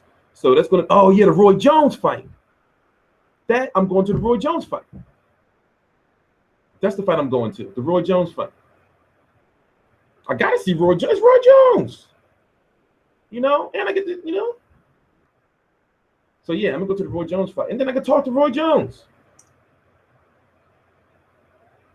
Hopefully, he don't get his ass knocked out. But you know, I can ask him, like, you know, to break down some fights. You know, he get all philosophical and shit. Lalo says, about time Laura, like 35 years old. Yeah, I was saying, listen, that's what I was going to say in my video. I'm still going to do that video because what happened was, I'm not going to lie. I'm not going to say it again because it's inappropriate. But basically, I was, you know, I had company. So I was watching the fight like in the bed, and she was like, yo, don't you need to get up and do this video? And I was like, nah, you know, I don't really need to really do it. Not right now. So the plan was to get up and do it this morning. And then I just started cleaning and all this shit. And I was like, you know, but that's how it would be. I could do videos all day if I felt like it. This just be like 5 minutes. Just, you know. So like I said, like I'm moving. Once I get all that shit settled, like this moving and all this shit, I'll be in like a comfortable situation where I can just be a kickback, just do my videos, I'm gonna be pumping out videos like a motherfucker. Yeah, the Jacobs, what up, TY? The Jacobs, those tickets went on sale last week. So I'm still tired from this long ass week. So now I'm thinking I should take my nap. It is my nap time. Because it's 2 p.m. here. The Showtime card starts at 9 on the Facebook page. And I wanted to sleep I still got to cook, and I wanted to sleep from 4 to 8. So yeah, it's approaching my nap time. That's why I'm tired. And I was up all night, you know, get it in. No telling when next time I'm gonna be with a woman. Shit, where I'm going, I'm too old for this shit. Too old for this, man. So yeah, I took my nap, man. Shouldn't be drinking this damn Pepsi. So the Conor McGregor, we talked about Conor McGregor and Mayweather already. I mean, we kept it all boxing. You know, I mean, I'm just trying to. Zab Judah supposed to be fighting. You know what's been going on? Like my boxing has really been, my life has been really consumed with boxing. Like because now I get like all the boxing news and shit, like directly to my email. So it kind of like it's kind of overwhelming, you know, and it is a lot of pressure because technically everything that I get, I'm supposed to upload to the website immediately. That's the whole reason why they give me all the shit. So I'm not ready at that point in time. Like my process with the website is we're doing everything, you know, like slow, not slow, but step by step by step by step. So now we learned how to format everything, the articles and everything, and make them look nice, you know, or the press releases, and we sprinkle a little article here and there. Then, you know, we're going to start pumping out more original content. For example, anytime you see me at a media workout, a press conference, or whatever, that stuff's going to be on the website. And then there's going to be stuff that's only going to be on the website, but it's going to be some stuff that's going to be on YouTube, but some content like an interview or something that will be exclusive to the website. You know, so that's why I had to slow down everything until I get this moving situation, because I got to tear all that stuff down, pack everything up, you know, move, set up my workspace at the house, you know, and then I got a podcast I'm going to be doing. So when you're doing a podcast and a weekly show at a designated time, it's going to be on Mondays, 1 p.m. Eastern Standard Time on Mondays. The reason why I picked Mondays is because that's when all the boxing news is out from the fight on the weekend. And there's no boxing event on Mondays. For example, Tuesdays is usually like a press conference. Tuesdays or Thursdays, depending if it's a fight week, is a press conference. Wednesdays is always a media workout. You know, it all depends. But usually there's no boxing media events on a Monday. You know, and then it's a midday. You know, so it fits everybody's time zones. You know, so some people be up a little late, but for the most part, it'd be like a good time of day for everybody who or the top demographics of the people who watch the videos. You know, so it'll be a simultaneous Google Hangout and live stream.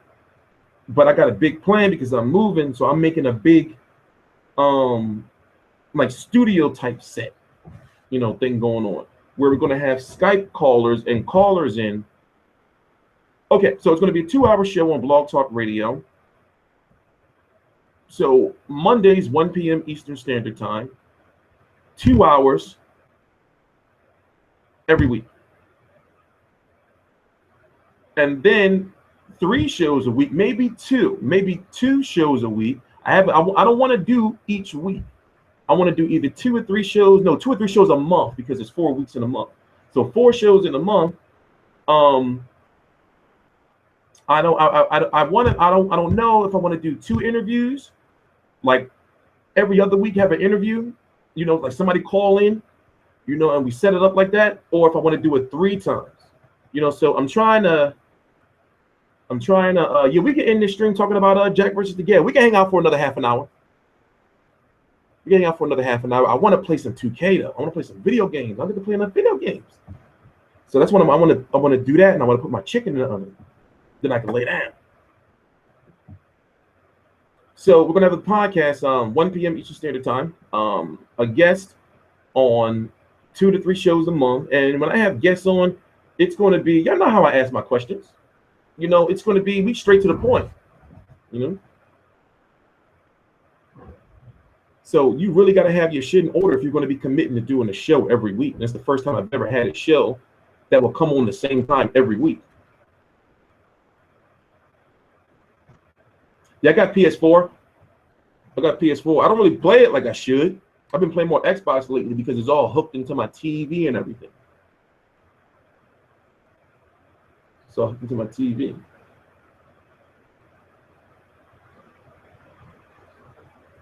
So we got a lot of plans going on. And the goal is for like by like 2019. The goal is like I don't want to ever be seen at any fights. You know, I don't want to ever be seen at any fights or like any events. Ruben right here. You want to see Ruben?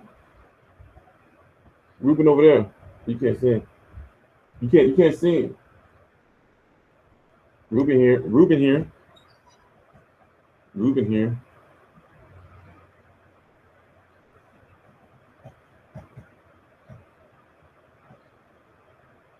Who do I have tonight? I don't know, man. I'm actually going with Bottle Jack. And I know Smart Money says James DeGale. I just got to feel it. But I said, that's why I don't gamble, man. That's why I don't gamble. You know, I tell you how people can win and why they can win. But, yo, y'all know my predictions be crazy. But sometimes I know I go with my heart too much. You know, but anything can happen in boxing. Anything can happen in boxing. Yes, we already talked about the Al Heyman thing. There's no new stream schedule. Technically, I'm not even doing videos like that. I'm not doing no videos because I have too much going on during the week. You know, so once again, what I'm doing is I get the move in the beginning of February. So, you know, that first 2 weeks when you move in, you got to get all your shit set up and everything. So where I'm going to be working from in the house, it's not set up yet. So it's going to take probably like maybe a month. So I gotta find a place, which I think I know I'm going to do it, in the house where I can work until the full-time workspace is done. So right now, until all this stuff is taken care of, my videos are going to be sporadic. You know, so that's why what happens is when I don't do like short videos, when I don't pump out like at least 15 videos a week, then I do a long live stream where we can talk about everything that's going on. Some people don't like it, but it gives me a chance. For example, if I don't do a video for a whole week, but then I do a live stream, then we're talking about all the news for that week. You know, so you're going to be seeing a lot of that until, you know, I get all this moving shit and everything taken care of. Because, you know, when you move somewhere, you got to get the cable and all that shit cut on. You know, you got to hook up all my equipment. And then I'm getting new equipment. You got to learn how to do all that shit. You know, so it takes a while. It takes a while. So basically, when I move, the place I'm going to be doing my videos from is going to be a bare ass wall because, like I said, I'm going to be in the meantime. I'm going to be building a studio. You know, so it's a lot of shit going on.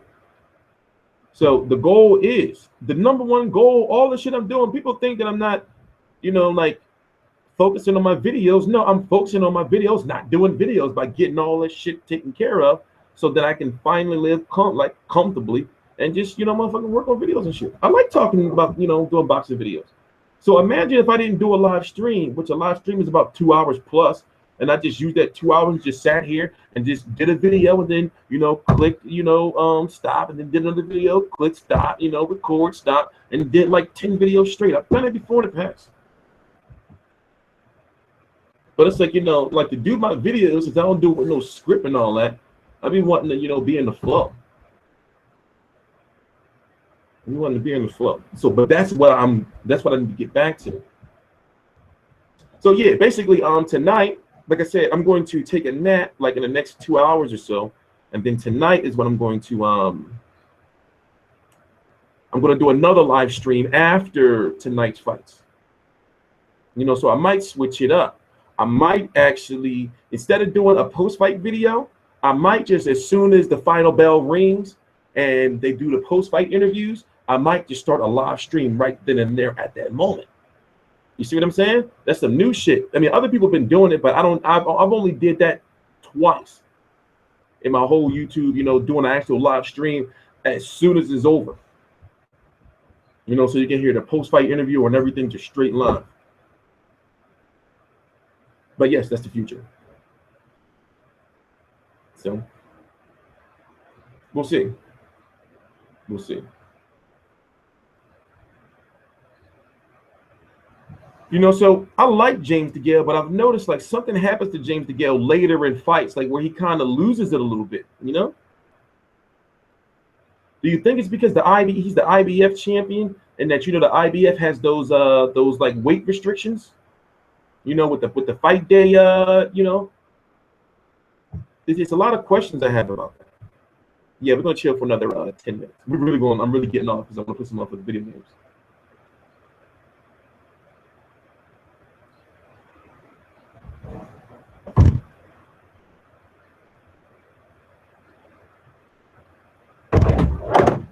I'm just pissed I gotta pack up and all this shit, man. That shit is whack. Packing is whack. Javante is getting a gift tonight. You know, I can see that. I can see him being blessed, you know, but this is the biggest fight of his career. I'm interested. I'm highly interested in this fight because he's good. And also, remember how Floyd filleted him in that Fight Hype interview. When he said how he was sleeping on the air mattress and all that, and now, you know, he humble.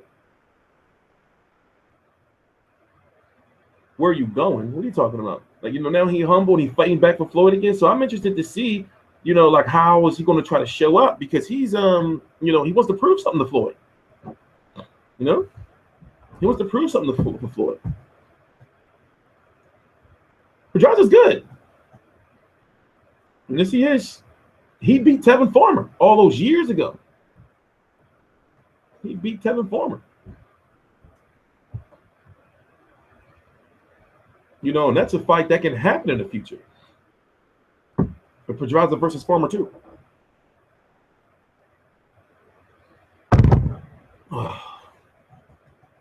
Exactly. Gervonta Davis hasn't been fighting nobody. Now he's fighting somebody. You know, so it's sink or swim.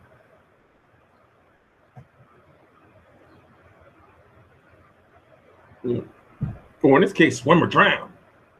Because you lose, if he loses, they're gonna be like, oh, we always knew he was a hype job. It ain't gonna be the same. Do I think it's too soon? I don't know. Yeah. Yeah. You know, you can somewhat say that. Let's go look at his resume real quick. You can somewhat say that. You know, I'm on the fence. I'm on the fence. He's 22. When you look at his opponents, right? Now let's go look at who's okay. The last guy he fought was 28-18. 16-5. 17-4-1. 40-18. I heard of this guy. I'm sure I've seen it. You know, you be seeing these guys when you watch so much boxing. Yeah. Yeah. I've seen the majority of these fights. You know, you would notice after a while that you start to recognize all these journeymen. You know, when you be watching those old ESPN, remember those days when you used to watch those ESPN Friday night fights back in 2010, 2011? These the guys you used to be watching. And you're like, I remember dude from somewhere. You know, or, you know, when you watch those PBC on Fox cards. You know, for example, the dude that Anthony Durrell fought last night. I was like, I know this Monespi guy's from somewhere. And I'm like, oh yeah, he fought Caleb Smith. You be recognizing these journeymen. So yeah, looking at his resume, you know, it ain't nothing there. It ain't nothing where I can say, oh yeah, he beat this dude. You know, just 2 years ago, he beat some guy in his debut. That poor guy, he got fed to a guy. You know, so it's nothing there. You can say, yeah, he's been fighting. Now I don't call fighters bums, but let's talk how the fans are talking. They saying, yeah, he's been knocking out bums. So now, Jose Pedraza, he can't really be considered. I'm trying to figure out how do you consider him like somewhat of a technician, because he's not really like a really sharp like puncher, but he's got somewhat of a high ring IQ. You know, but he can be in some nasty fights. You know, so even if you look at Edner Cherry is a known, you know, name. Then he's got Steven Smith, you know, Klimov, right? And this was somewhat of like a quietly, it was kind of like a, how do I put it? Like a quiet big fight. It was like, oh, he's fighting Klimov. This guy, if I'm correct, fought Gamboa. Is that him? Yeah, I remember this fight.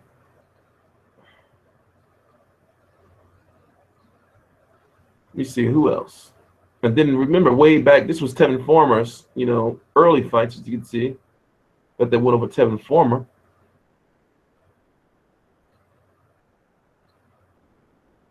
You know, so his resume, just off of, you know, you can say like basically Davis doesn't even have a Edner Cherry on his, like a name like that on his record. You know, so I'm going with I'm not falling for the hype of Gervonta Davis. I'm not falling for it. I'm not falling for it. I don't know.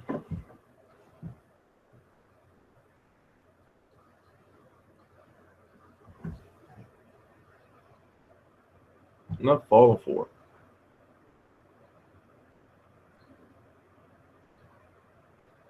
I need my other computer back, man. My computer crashed. I'm using the other one. It's hard because usually I have 3 screens. You know, now I only got 2. This is the you know, it's whack. It's killing me because I'm looking, but the thing is in the way. You know, the fucking thing, the microphone holder thing. I'm reading the comments. I'm catching up on the old comments. See if I asked any questions that I couldn't see. Yeah, Tevin Farmer, and you know what? Let me tell you something. I went to multiple Philly events when I was sick. And I'm not blaming anybody but myself. I shouldn't have went.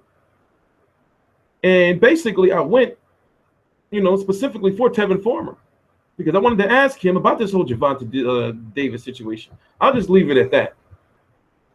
Obviously, I didn't get to talk to him. One time, I waited like an hour. It's crazy. You didn't get to talk to him. So it is what it is. It is what it is. I'm not saying that it's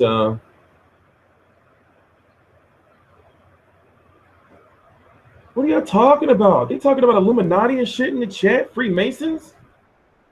What are y'all talking about? Y'all got short-term. Yo, what is that? Y'all got ADHD. Stay on topic.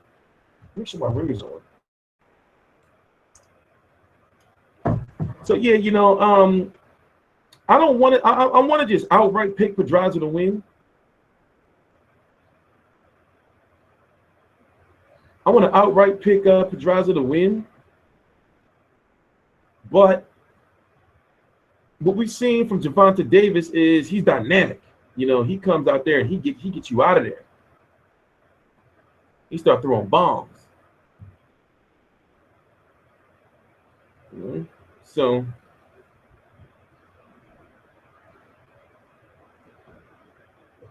I don't know what's wrong with the PC. Yesterday morning, okay, what it is it's a gaming PC. It's 2 months old. I got it from this company called CyberPower PC. It's basically I got it because it has 24 gigs of RAM. That's a lot of motherfucking RAM. So for what I do, even though I'm not in 1080p yet, I got that computer for what I plan on doing for when I get into the house. That computer is going to be the hub for everything because it's so super crazy powerful. You know, so I haven't been using it to its full, you know, extent because I know that once I, you know, get on my shit, I want to go in full 1080p and everything, and then I'm getting a new program called Wirecast I'm going to be using to make like all this shit crazy. So basically, the only bad review that I saw on it was that the power box, that little square thing that's in the back, that sometimes blows out. So I saw a video review where guys said, well, once you get this, replace this immediately. You know, because this is going to just blow out, you know, and then you're going to have to send it back and they send you another one and all that shit. You know, I'm liking this. No, that's not meant to be business. That is, I mean, that's not meant to look like it's business. I be having a lot of shit to do. If you saw the big stack of motherfucking paperwork and shit I got to do every day, all day, trust me, it is not trying to look cool. It is not trying to look cool. Shit be having to get done. I'm a full-time caregiver. I'm a case manager, 2 people. You know, YouTube, website editor. Shit. So people say, like, you know, they think it's cool when you work from home and all that. But it's like, yeah, when you're home, you have shit to do. You have shit to do. So think about it. When you're home and when you're trying to chill and relax, like play video games, you're always telling yourself, like, well, damn, I should be working. Or there's something else I should be doing. You know, more productive. It's rough. It's rough. You know, like for example, before I take my nap, I gotta start dinner. You know, I gotta start prepping dinner. You know, that's just what it is.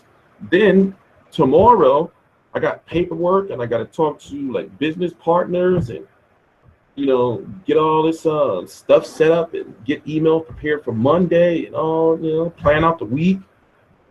You know, make sure paperwork's filled out. Oh, shit. Oh, shit. But, you know, I'm a grown man. That's what you're supposed to be doing. You're getting shit done. Getting shit done. So, yeah, what's the next fight we're talking about before we bounce? We got 9 minutes. You watching the card tonight? Of course I'm watching the card. Why would you say something like that? Why would you ask me something like that? Of course I'm watching the card.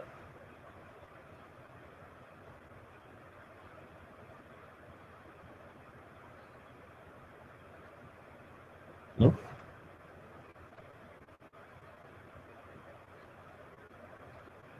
Yeah. But it's imperative that I take a nap before the card, so I can be able to put in some nice quality work. How much is Gervonta and Jack getting? You don't know. Let me Google that real quick.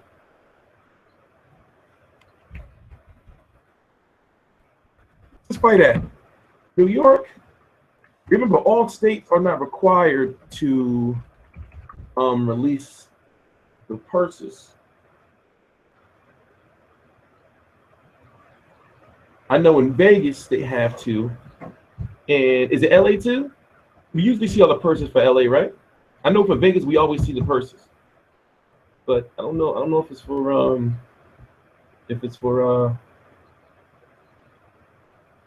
nah, nothing's come out. Nothing's come out. Oh wait, yeah, we are.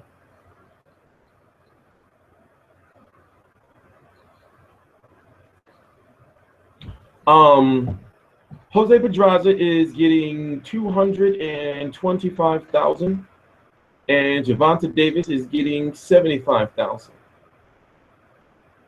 Now I understand what you're probably thinking. Why is he getting so low? Because he's with the money team. Well, we don't know what type of advances that he's had. Also, hey, what's a good site to watch boxing? Did he just? Are you better not be asking me that. But you got to think that Floyd Mayweather already said that he's given this kid so many advances. So no telling how much money he's made already. You know, how much money he's already had. I mean, after all, you know, where'd all that shit he got come from? You know, so don't look too deeply into the $75,000 purse, because, for example, you don't know if Floyd Mayweather brought him a house, or Floyd Mayweather, or they're paying his rent or something every month. You don't know.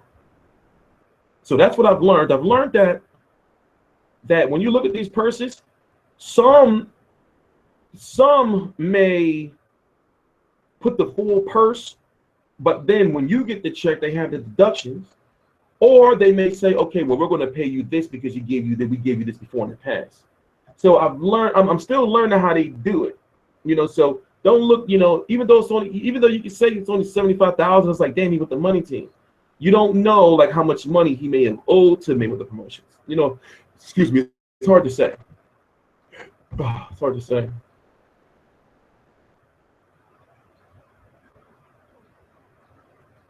But at the same time, also, I don't know this person I don't know how they got these purses. This is not a well-known source, but you know, people just don't make that type of stuff up. Do you see Alex Martin versus Guzman robbery? You know what? I'm supposed to watch Martin fights over the last couple of days, and I didn't. That's usually what I do. Like during the week, like the fight week, that's when I go and I start watching like everybody fights back to back. And then sometimes I may do it on Facebook where we do like little film studies. But like I said, I've been busy as fuck this week. Canelo ducking Golovkin. We talked about that at the very beginning of the video, bro. And we're going to be here for 5 minutes, and I'm dead serious. I'm going to be here for 5 minutes. And I'm dead serious. So we talked about that already at the beginning. If anybody want to play some Battlefield 1 on Xbox, after I play some 2K, that's what I'm going to be playing. Probably some UFC. I should just hook my PS4 up, I guess. But I got too much. Got too much shit plugged up. I think that's why I stopped using it. because I think it was like a miss. I think I was using too many. I used up all the HDMIs. And if you don't plug in your PlayStation into your HDMI, then you know you got a bunch of other shit that's more important plugged in. You know, so it's been like that since I had my Xbox. I've been playing that.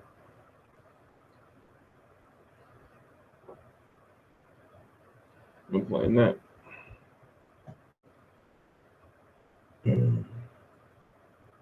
No, I got the new Xbox. I got the old PS4, but the new Xbox. I got the Xbox S, but the old I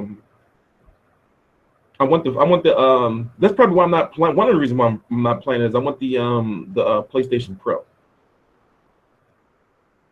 Because everything I got is like 4K now. So you might as well have shit that go or upscale to 4K.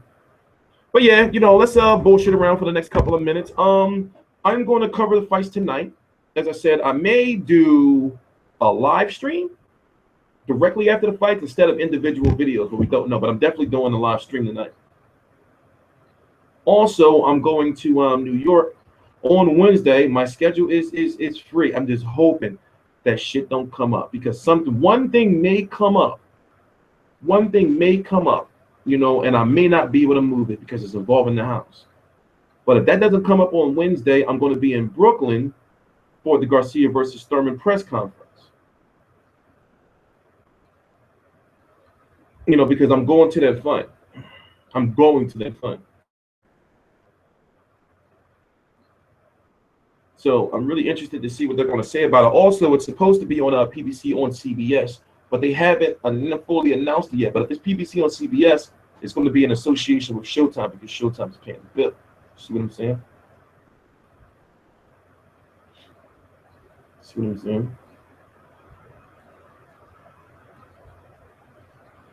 You know what's good if you make it right and you had it in a while? Tuna macaroni salad. Then get like a half a pound of shrimp, you know, like the medium-sized shrimp, chop them up, put it in salad too, mix that shit up in there, should be good. Should be good. That's what I'm making, and I'm baking chicken. So the chicken is going to be for today and tomorrow with the salad. Balls. I'm going with Danny Garcia. I'm going with Danny Garcia. And I know people think I'm saying it because I'm from Philly. Well, yeah, go and learn. You know, like I don't really operate like that. Don't get me wrong. Danny Garcia is going to have to be. He's flat-footed. He's got to cut off the ring because we already seen Keith Thurman got a nice bike. He showed us when he fought Luis Collazo. Like he showed it, but they said no, I can't see the whole bike yet. Wait till y'all see it. Then when he got in there against Sean Porter, he was gone. He was gone. So we've seen on two different occasions. All you got to do is punch Sean. All you got to do is punch Keith Thurman in the stomach.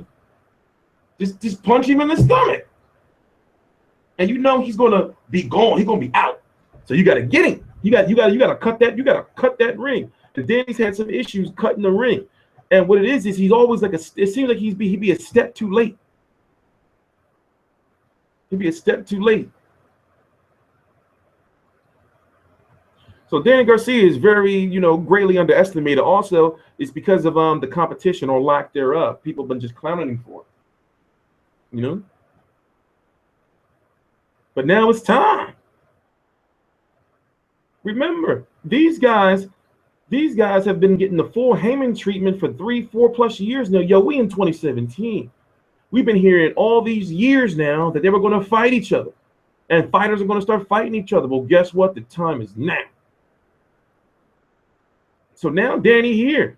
After he fight Keith Thurman, you got to fight somebody like Sean Porter or you know, you got all big names from here on out. And then let's not forget, he's even talking about going to 154.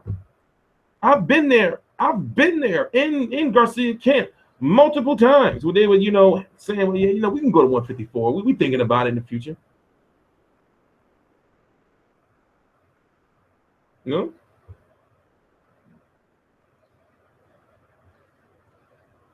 Yeah, that shit's real. That Golden Boy shit is real. MMA analytics, that's what he goes by on Twitter, and I believe it's Dan Giff or Dave Giff. Credible. Those are the actual documents. And it's like, in my personal opinion, it's like, yo, we all knows what it means. Like, you know, he put nigger. It's like, yo, bro. And then in emails, that can, with all this hacking shit going on, are you putting this shit in emails? You're not even in your instant messenger or your Facebook message. You in emails saying that shit? You tripping.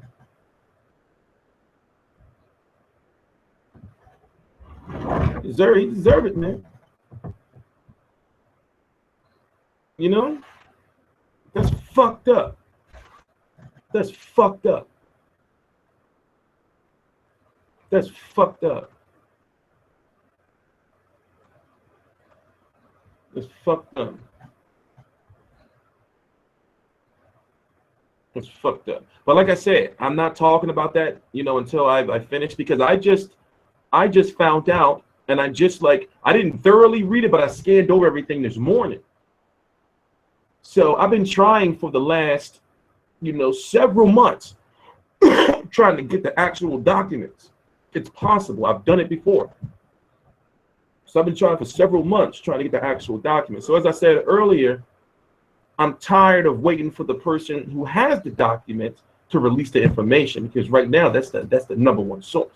I'm trying to go directly and have this shit myself, you know, and not have to, you know, wait, because they're going to release bits and pieces at a time. My mom, I gotta hold on.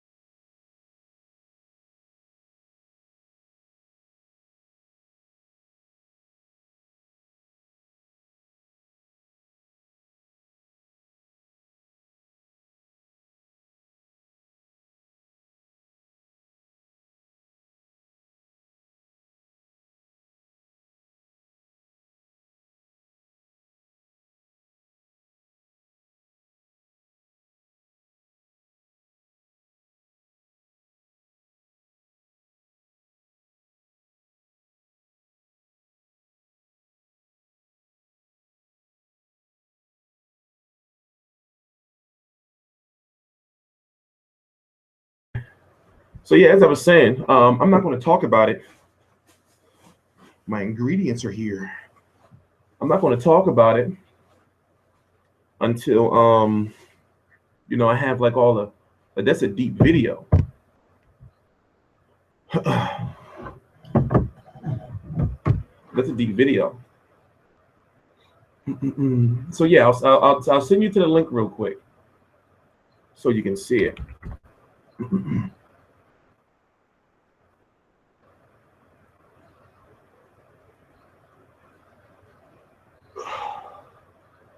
I think his name is Dan, or is it Dave?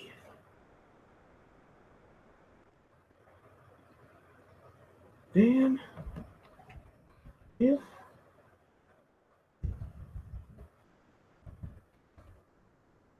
Yeah.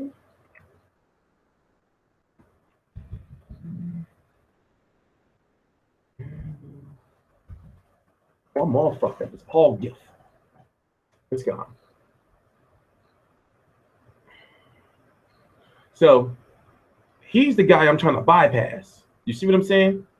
He's the guy that's what he does. Now, as you can see, analytics and business writer for BloodyElbow.com, licensed MMA judge, sports economist, tapping out the truth for analytics.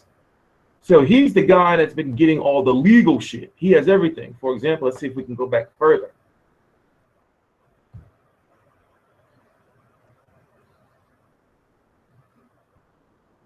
See, this is some legal shit he got on UFC. But basically that's what he does.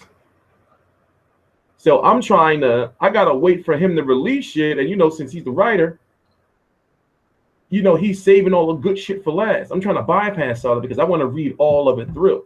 So for example, this is testimony or deposition of Golden Boy Vice President Eric Gomez. And these are the questions.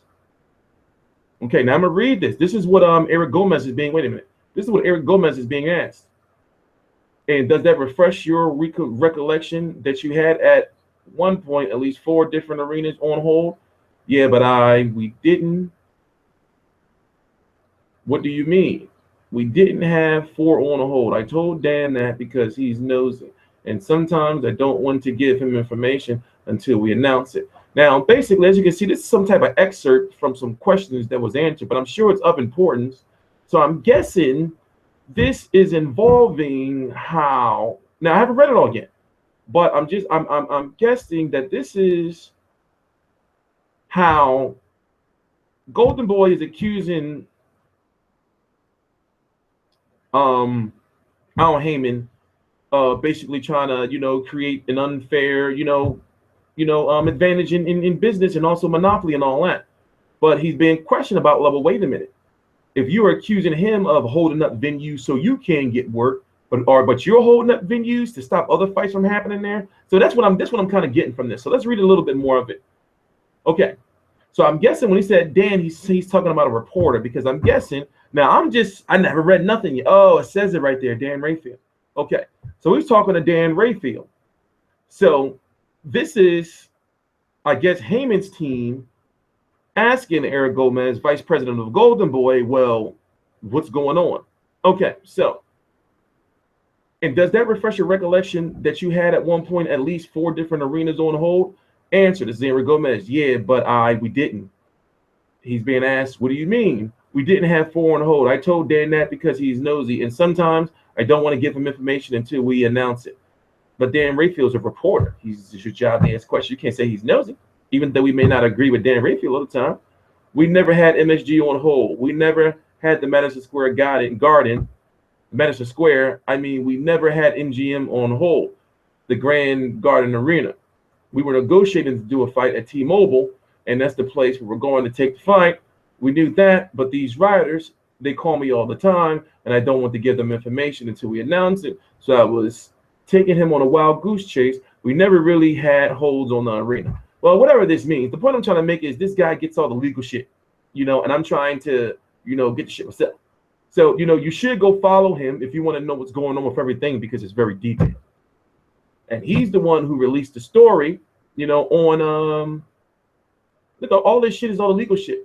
And as you can see, he's releasing it piece by piece by piece when he has it all. So that's what be pissing me off. And I understand. That's how he's got to do it. I understand. So I'm trying to get the shit myself.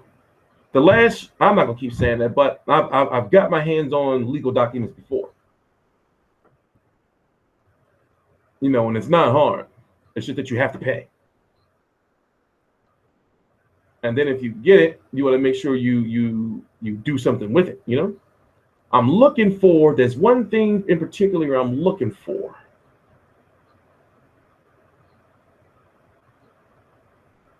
You don't have it. It's the other guy. But anyway, you get my point. You get my point.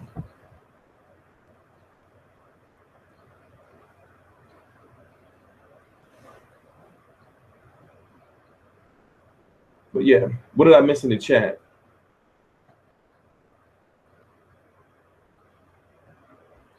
Yeah, like I said, Heyman's not off the hook. But that racist shit that was said was that racist shit was fucked up. That shit was fucked up.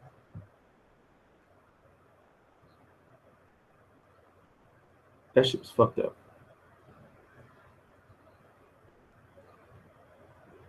So yeah. All right. I am going to end this stream and I'm going to take a little nap. and Cook. I'm TstreeT Controversy. This is TstreeT Controversy Live. I cover every single major fight live. Hang in there. We're going to be back full time in February. I will be back tonight. And you know, we're going to cover the fights.